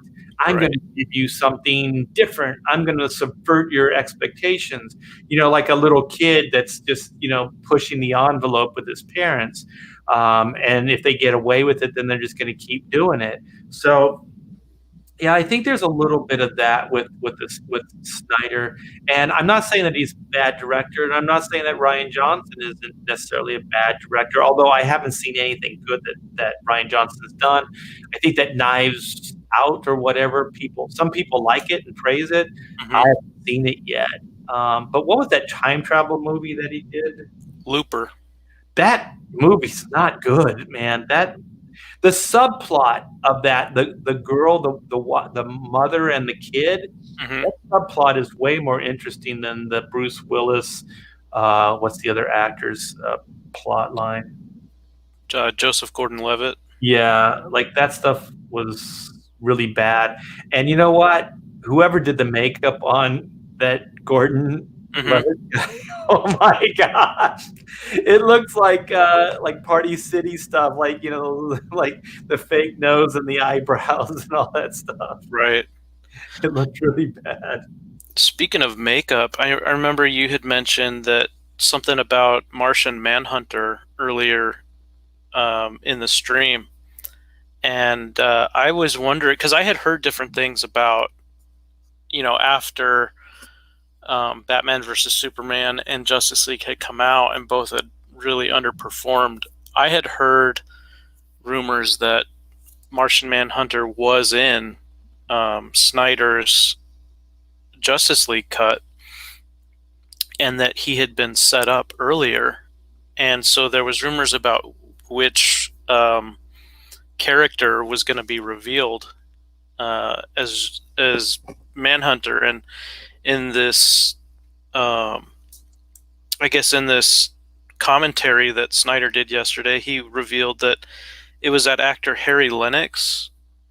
He was the kind of the middle-aged, late middle-aged maybe black guy. He was in the Matrix 2 and Matrix 3. I know who you're talking about. Yeah. Okay, so he was essentially Martian Manhunter in disguise, and that um, he said that it had been planned since Man of Steel, and that when Lennox was playing the part, he was doing it from the perspective of a character who was only pretending to be human. So Yeah. I'm kind of curious just to see. That's one thing that would get me to watch the Snyder Cut, is just to see how much of that was in the film. Yeah, I think if either Zack Snyder had somebody like Kevin Feige to, like lower the boom, and kind of guide that guy, it might have worked out because I think that Zach, as far as like how you're bringing up those little Easter eggs and Mm-hmm. being a bigger universe and stuff, he definitely had ideas like that because I've read enough articles and things that he had a lot of ideas of how to start building a bigger world, but at the same time, I don't think you do that with the Justice League movie. I think you have to establish these characters on their own, establish the DC universe in this individual way, and then kind of bring in the bigger scale story like a Justice League. I really do think Marvel just nailed it. Those first couple years, man, pretty flawless in the way they built that stuff. There were some missteps and some continuity that doesn't quite work, but it was a lot of it was early on, and I think that it was so minimal that it didn't hurt the overall. You know what I mean? Like if you're somebody that's keeping score and you're really, that stuff really bugs you, then it could hurt your viewing of the entire, Marvel Cinematic Universe movies. But for me, I realized the creative process and that these guys didn't have a clear master plan. You know what I mean? So there's going to be some missteps along the way. Right. Yeah, I agree. I mean, there's certain things like the picture of Wonder Woman, that World War One photo of Wonder Woman that showed up before the Wonder Woman film. It showed up in the Batman versus Superman film. Yeah. And so there were certain things like that where they knew where they wanted to go on certain things, but I agree with you that I don't think there was an overall roadmap that everybody was operating from. Yeah. I think And the there was, movies didn't feel like they were building like the Marvel stuff, at least the early, movies felt like they were building towards a bigger storyline. The DC stuff never felt like it was building. They all felt like they were individual movies. Like from Man of Steel to Batman versus Superman, they just didn't feel like they were moving in a forward direction. They just felt like it was another story, that it wasn't leading towards, a Justice League movie or anything like that. Because another thing is, man, if they had an entire cinematic universe that they had an idea for, you started off with Krypton, like a Kryptonian invasion, of the world in your first movie, Zach. How yep, do you how do you come back from that? It'd be like Iron Man, the first Tony Stark, not just battling after a egomaniacal weapons, merchant.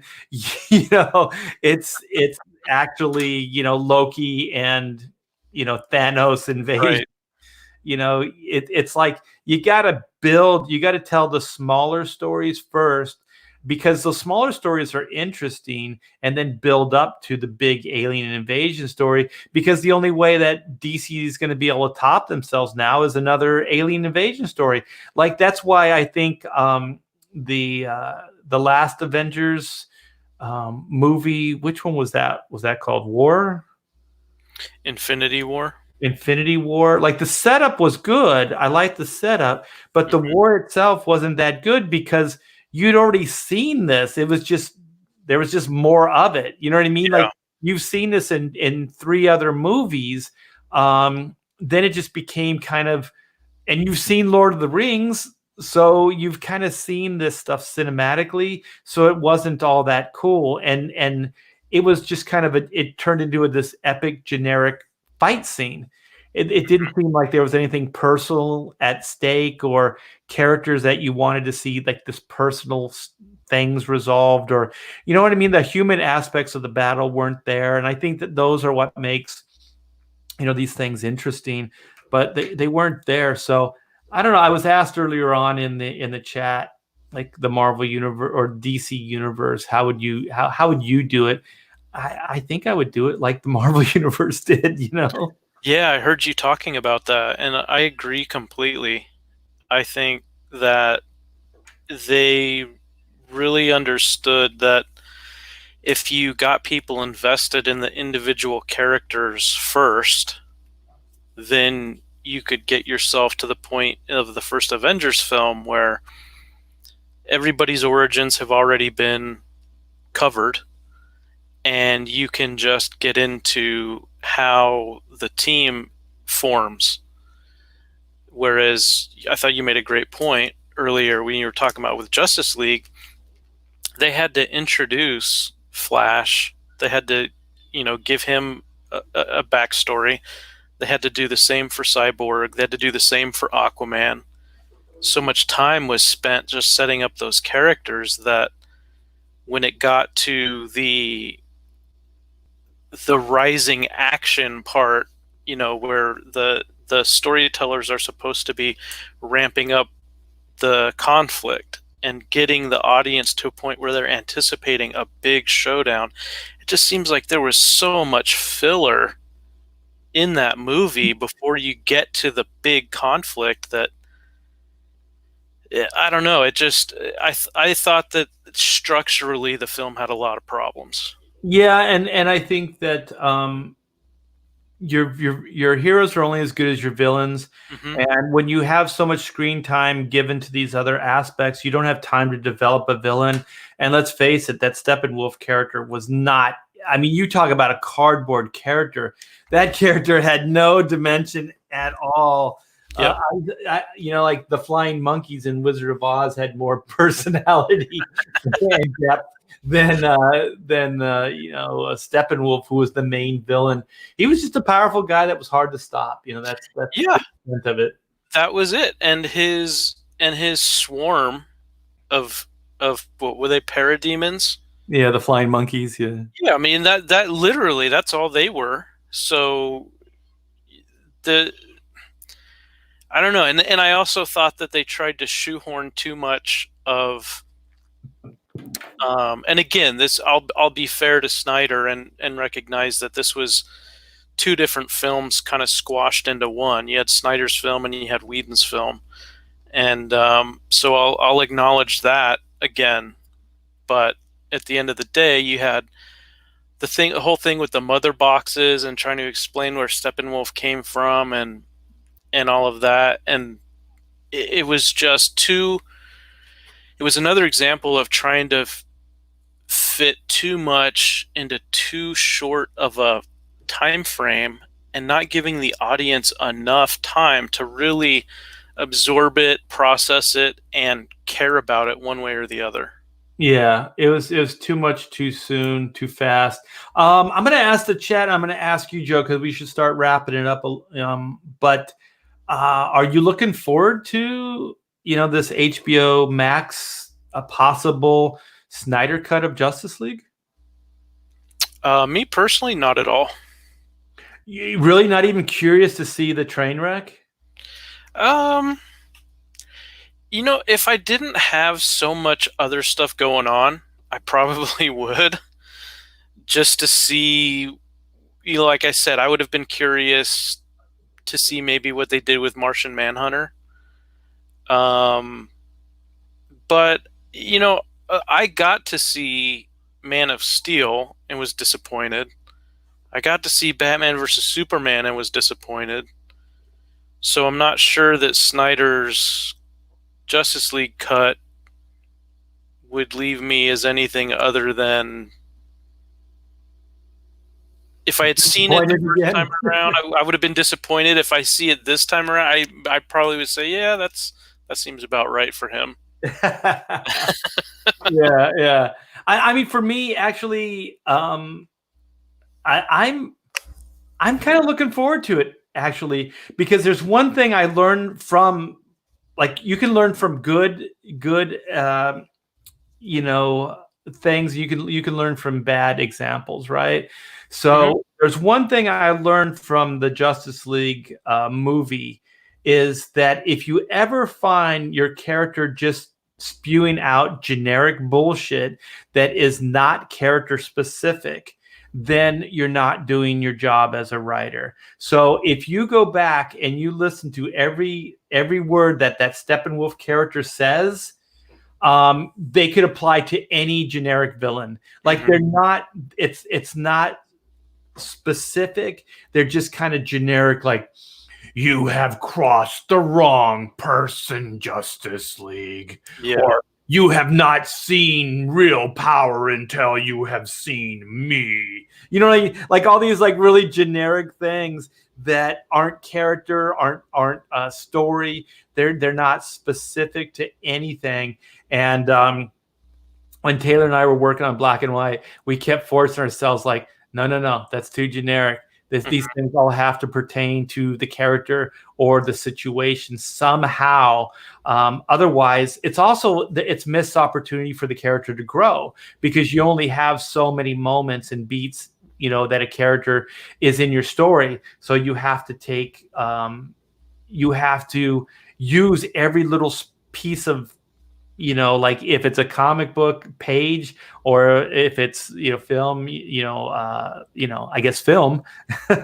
You have to use wisely, because you don't get a lot of space to define characters or to do those things. So everything needs to be very, very specific, and give the reader what they need to know, and try to give them as much character in as little time as possible. And I do believe that if they would have just held themselves to that, maybe that Steppenwolf character would have been a lot more. But to be honest, too, just to back up, I think that the Justice League movies were supposed to be a two-part film, and that the first part was supposed to, at the end, have Darkseid appear. Yeah, I had heard rumors of that.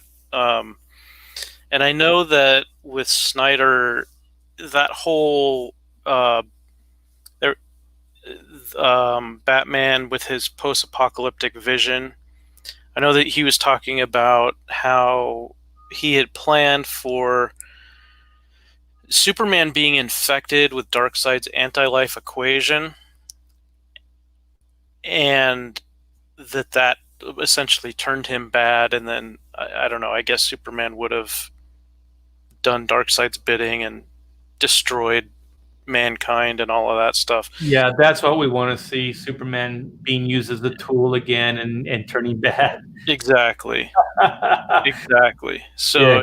it's I know that he had plans for a lot of things that got cut, and then with the version that we got in theaters, a lot of it was Whedon.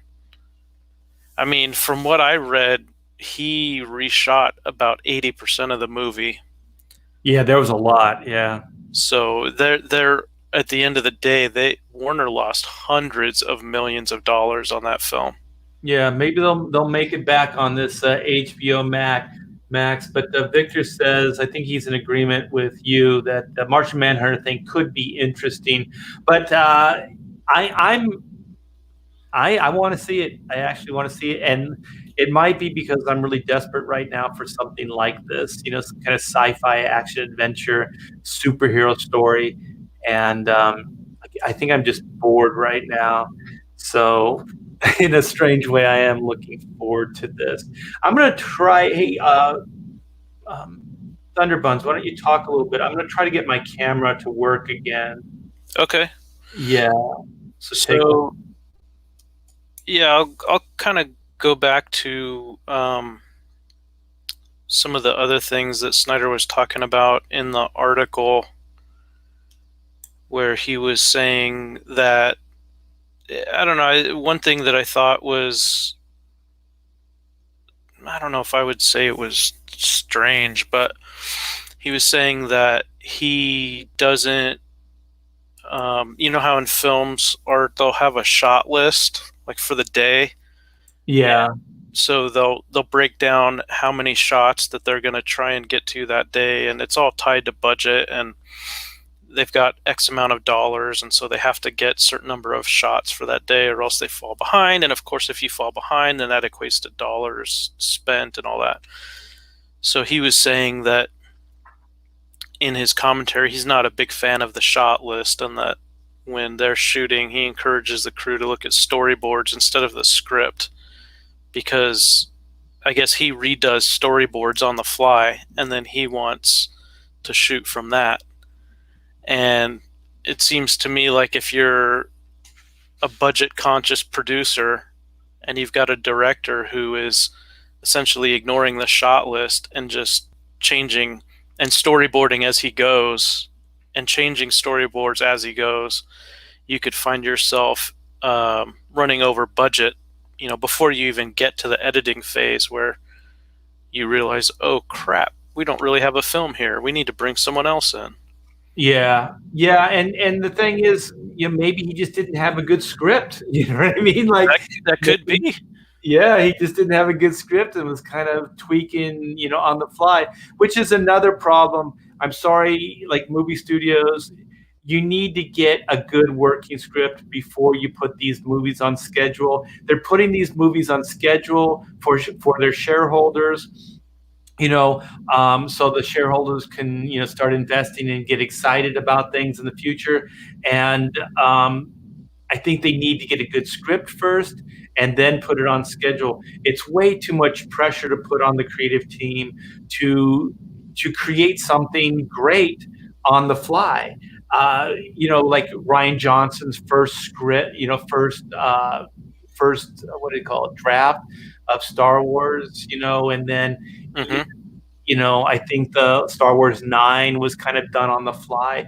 How do you throw, multiple hundreds of, millions of dollars and then just be casual about it? I just don't know how you can be that cavalier about hundreds of millions of dollars. It's like, oh, we don't have the script. Well, here's $200 million.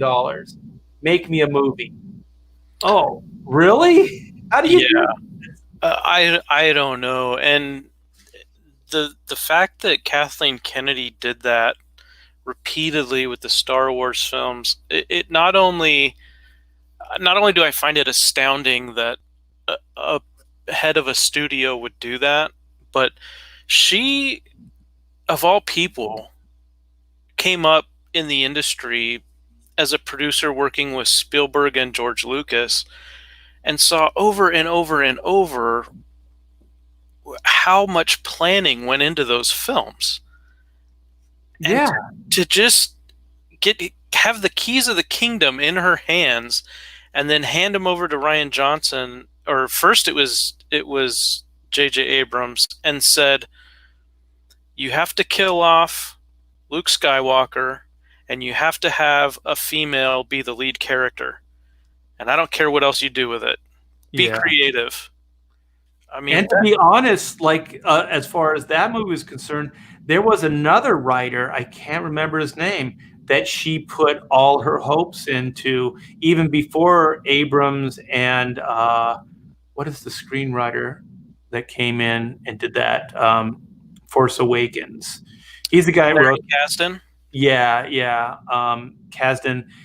But I heard an interview with him. He couldn't do it. He said he didn't have enough time. Like already there was like some early warning that he was saying there wasn't enough time to put this movie together properly. And then Abrams and Kasdan came in probably because they paid them $1 billion, and they probably had ownership of some of those characters like BB-8 and some of Ray and the new characters. So they probably had some kind of deal there that they were like, okay, we'll do it. We'll do it by your time, your timeline. And they they did an okay movie. They just kind of rehashed the original story, but the tone they at least got right as far as I'm concerned. But yeah, I just don't know how you put that kind of money into something and then just give it so little time to develop. It's nuts.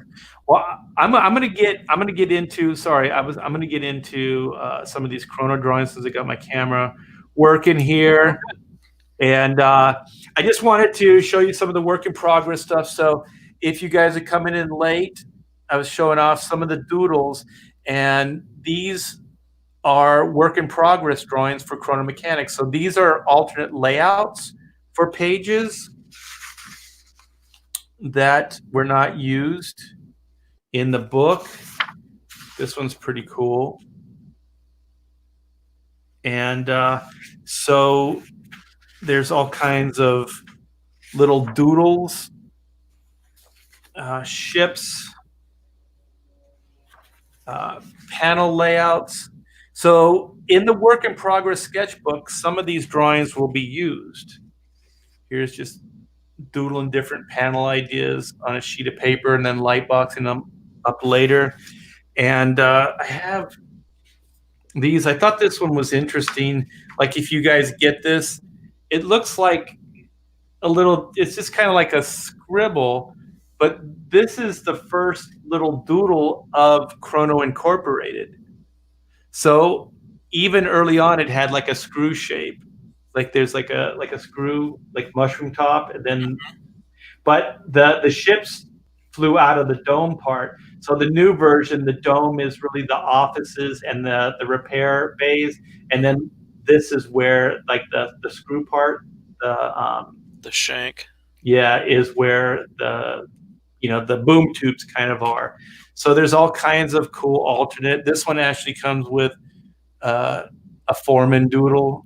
So yeah, there's all kinds of stuff like this, like little thumbnails on page layouts.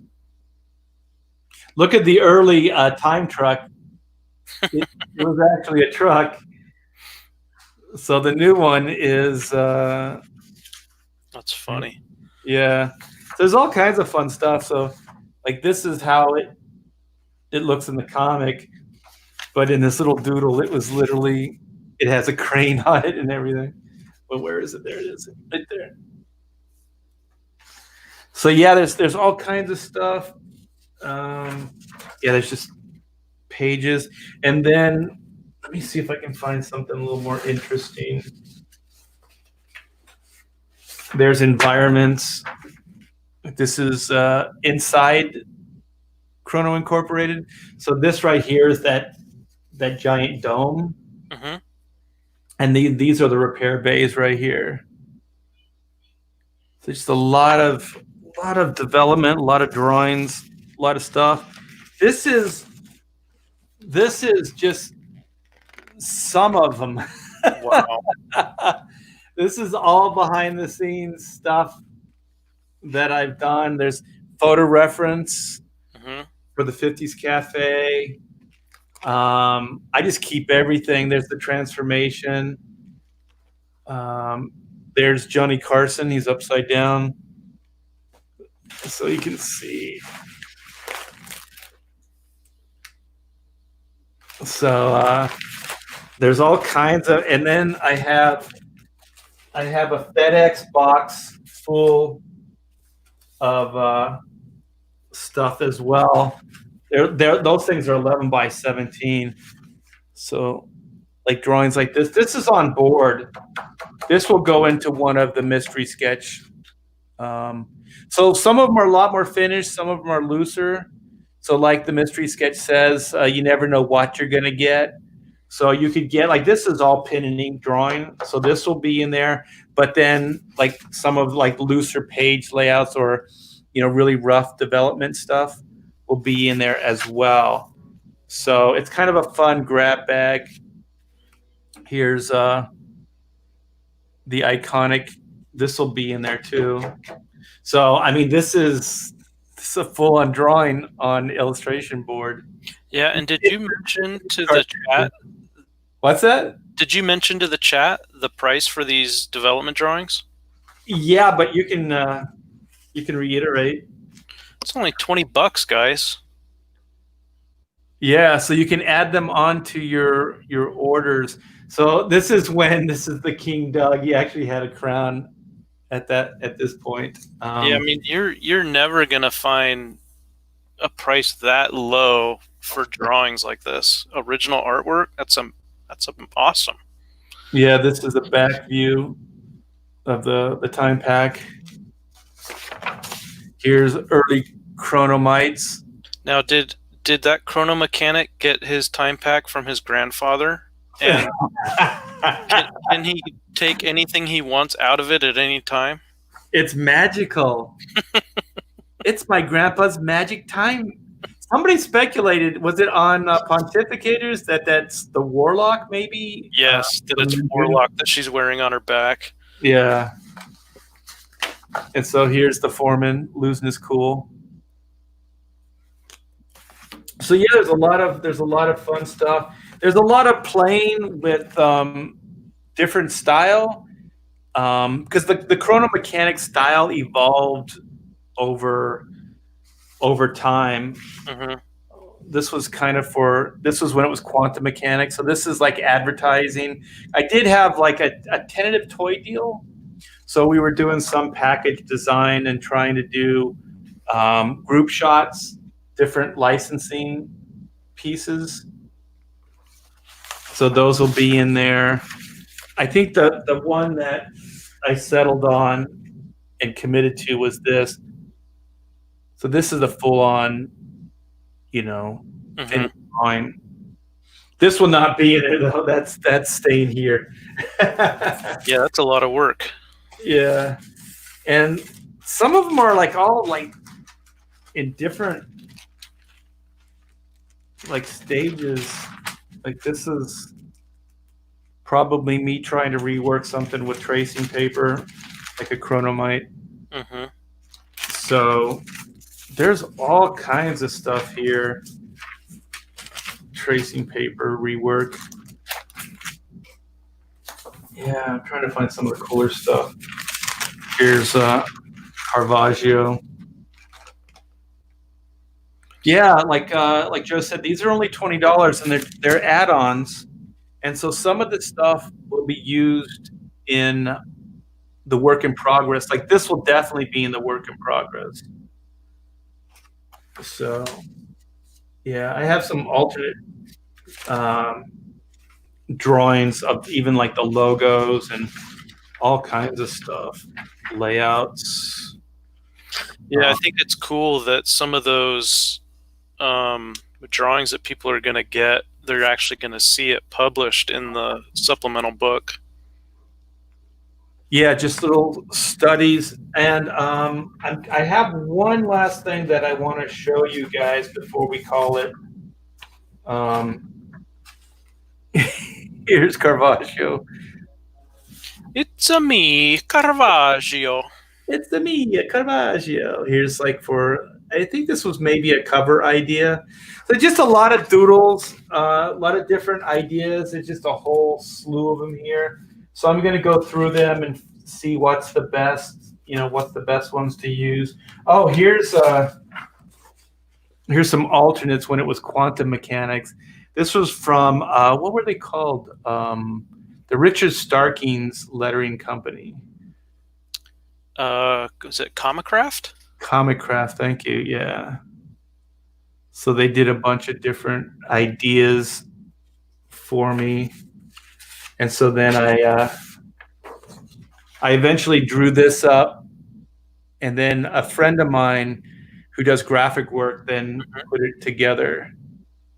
Because basically, I remember having a talk with Richard Starkings, and he was like, "There's no way, that can be done. Like what you're asking for is just too many elements in one." I was like, "Oh no, it can be done, and I will prove it to you." Yeah.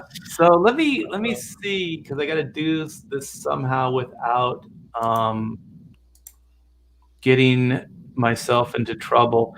I have a layout, you guys. This is gonna kill you in coolness. A layout for the interior pages for the work in progress. So Bob Stone, who does a lot of work like Comicsgate work, he did all the graphic work for Jawbreakers and some different books. Did he work on one of the books that you did, Joe? No, he didn't work on Flying Fortress, but he has done so many books. Yeah,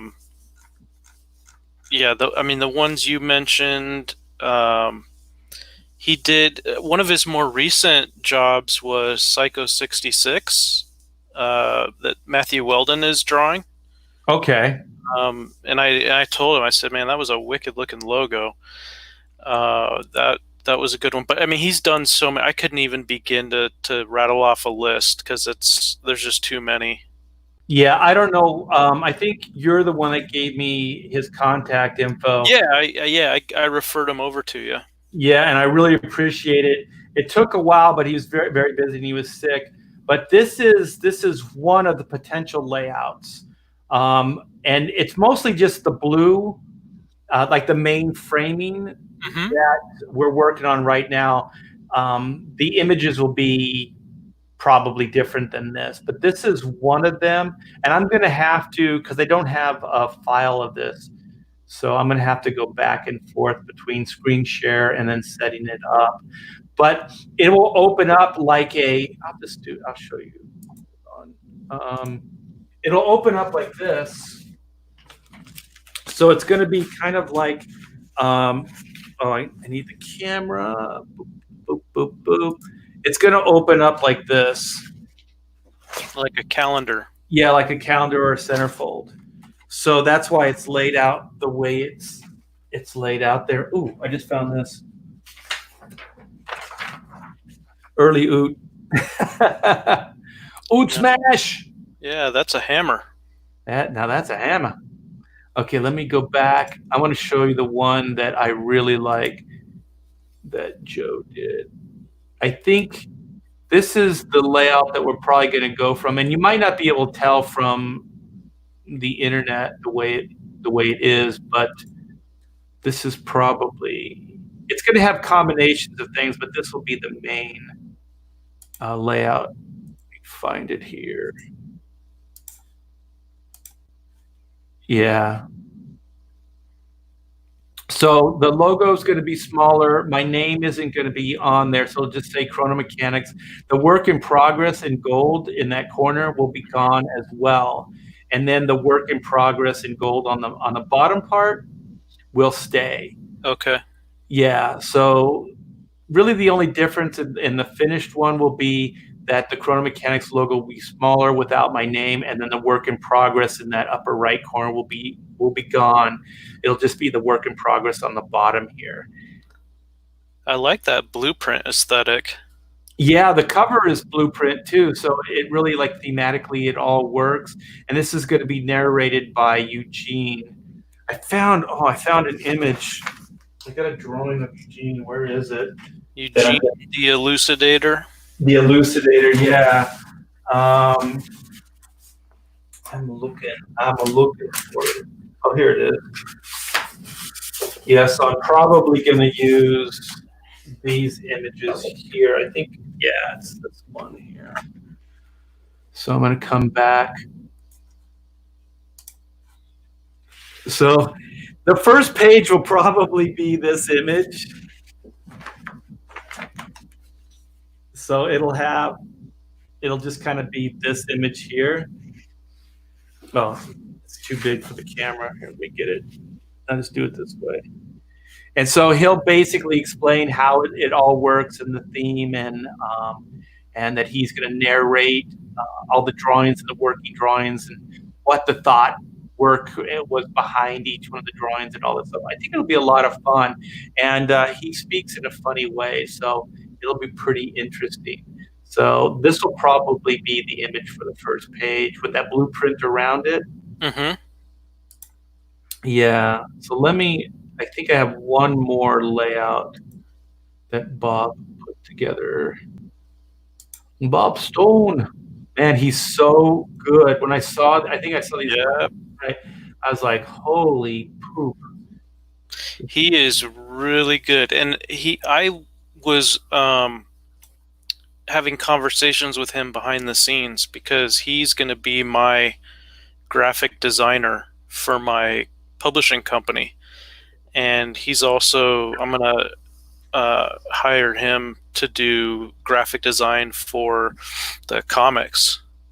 And I've had done my research on him before I reached out to him, and yeah, the guy is really, really good. Yeah, I think you're in good hands. This stuff is really cool. So this might be, like I said, these are all work in progress, literally work in progress. So they might have like little captions by them. So those will be all written by the elucidators from the elucidators' point of view. Some of these are a little too busy. They'll probably be simplified, but this will give you an idea of what the interior of the work in progress book will look like. So I was so happy with this, man. I was like, "Hey, Bob, can I show this off on the live stream?" He's like, "Yeah." And to be honest, it's the main reason I wanted to do this live stream is to show off this because I think it looks so amazing. It does. Yeah, he's really, really good. It's exactly what I wanted, and it's kind of a unique thing. So I wasn't sure if he was going to be able to step up to the challenge because it is like a calendar. It opens up in an unconventional way. Mm-hmm. So he put this kind of hinge idea in there where there's that white all the way across, Mm-hmm. where the spine will be. Yeah, I noticed that. Yeah, so I was like, wow, that's really a cool idea, and it's going to work real well in the book. So yeah, so if you guys have backed the work in progress sketchbook, this is for the most part what the interior pages will be laid out like. The images themselves, the drawings will be different, but just the layout, the blue blueprint around the edges. So yeah, very cool. King Crow is all over the place. Let's see what King Crow has to say. They rushed it out. Oh yeah, this is still on the movie stuff. Yeah, I don't know why they do that. You guys have a great day. I think we're losing King Crow. He's late. He's out of here. He's taken off. Later, guys. Okay. So we saw Victor, King Crow. What are you working? So King Crow, do you know who that is? No. Yeah, could everybody ask him what he's working on? So Crow, if you're still in the chat, before you take off, let people know what you're working on, because Victor wants to know, and so do we now. So, do you have anything to add, Joe? No, I mean, I think we covered the Snyder cut pretty thoroughly, and I am eagerly anticipating the release of Chrono Mechanics. I was really happy that you decided to hire Bob, and I agree with you. I mean, those designs on that supplemental book, those look fantastic. Yeah, I can't wait till it comes together. You know what I really want? I just want the book. Like I want to have it in my hands, Mm-hmm. because it's just going to be so cool. The way it opens up and the way you read it and consume it, it's going to be awesome. So there's a Chrono Mechanics link in the description. I think. Let me check before we take off and see where we're at. You know, before you close things out, I don't know if you had any sort of a printer update that you wanted to give people. Not really. I think that they're. I think Malin's having some problem, even though he's not using Print Ninja anymore, right? Correct. And I think he went from Print Ninja, who had printed up a certain amount, and then he was able to kind of step in and say, okay, don't do the rest. I'm going to go somewhere else for that. So he went to Transcontinental in Canada, which for people who don't know in the chat, it's the printer that DC Comics uses, and they do a ton of business for a ton of companies, and they got shut down. So Malin was, as of yesterday, I believe, he was kind of in limbo. He was trying to get some information to figure out if he was better off just staying with Transcontinental and waiting it out, or trying to find yet another printer. Yeah, I'm kind of. It's weird how fate sometimes you'll benefit from it. That hopefully things can kind of, as far as printers and stuff, will go back to normal. So I won't have this problem. But I believe I'm going to go with is it Maxim or Maxim? Mixam. And I'm going to go with them instead of, because I was going to use Print Ninja. I feel bad because I've been talking to Jen over there and we set it all up.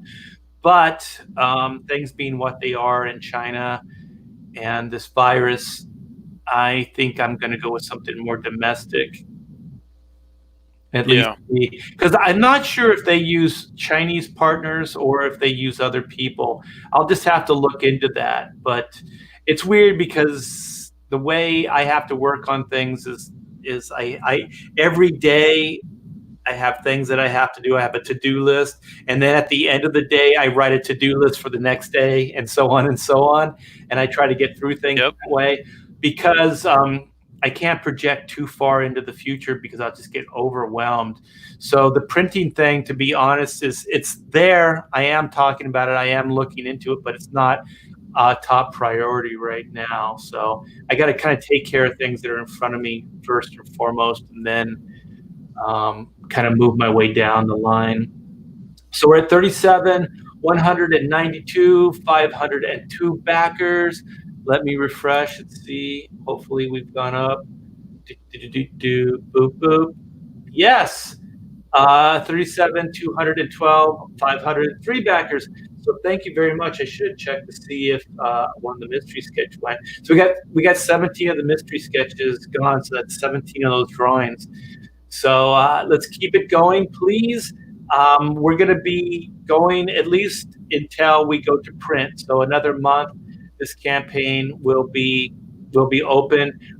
Pamela and I are going to figure out what to do after that, if we're going to keep it in demand or if we're going to close it down once we go to print. So there should be at least a month. So if you guys are planning on getting a book, you have a month to do so. So I do appreciate everybody that has supported this campaign, has backed this campaign, that hangs out with us in the chats, watches all the live streams. You guys are awesome, and I do greatly appreciate it. The only reason I'm able to do this is because of you. So deep down, thank you so very, very much.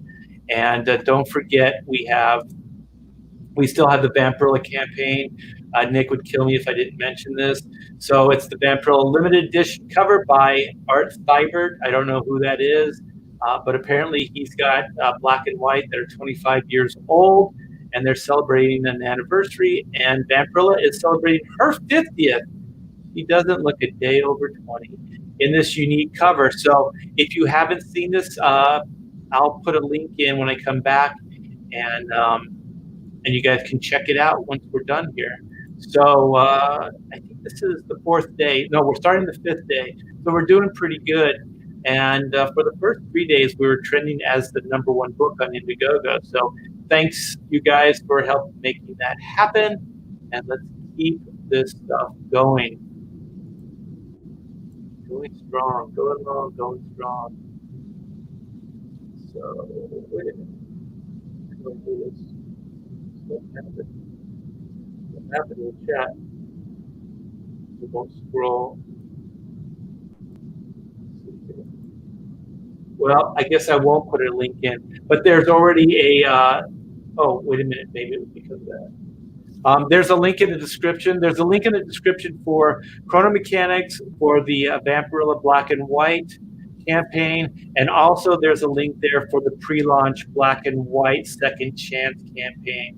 So for those of you that didn't get a Black and White Volume 1, we will be reissuing that as well.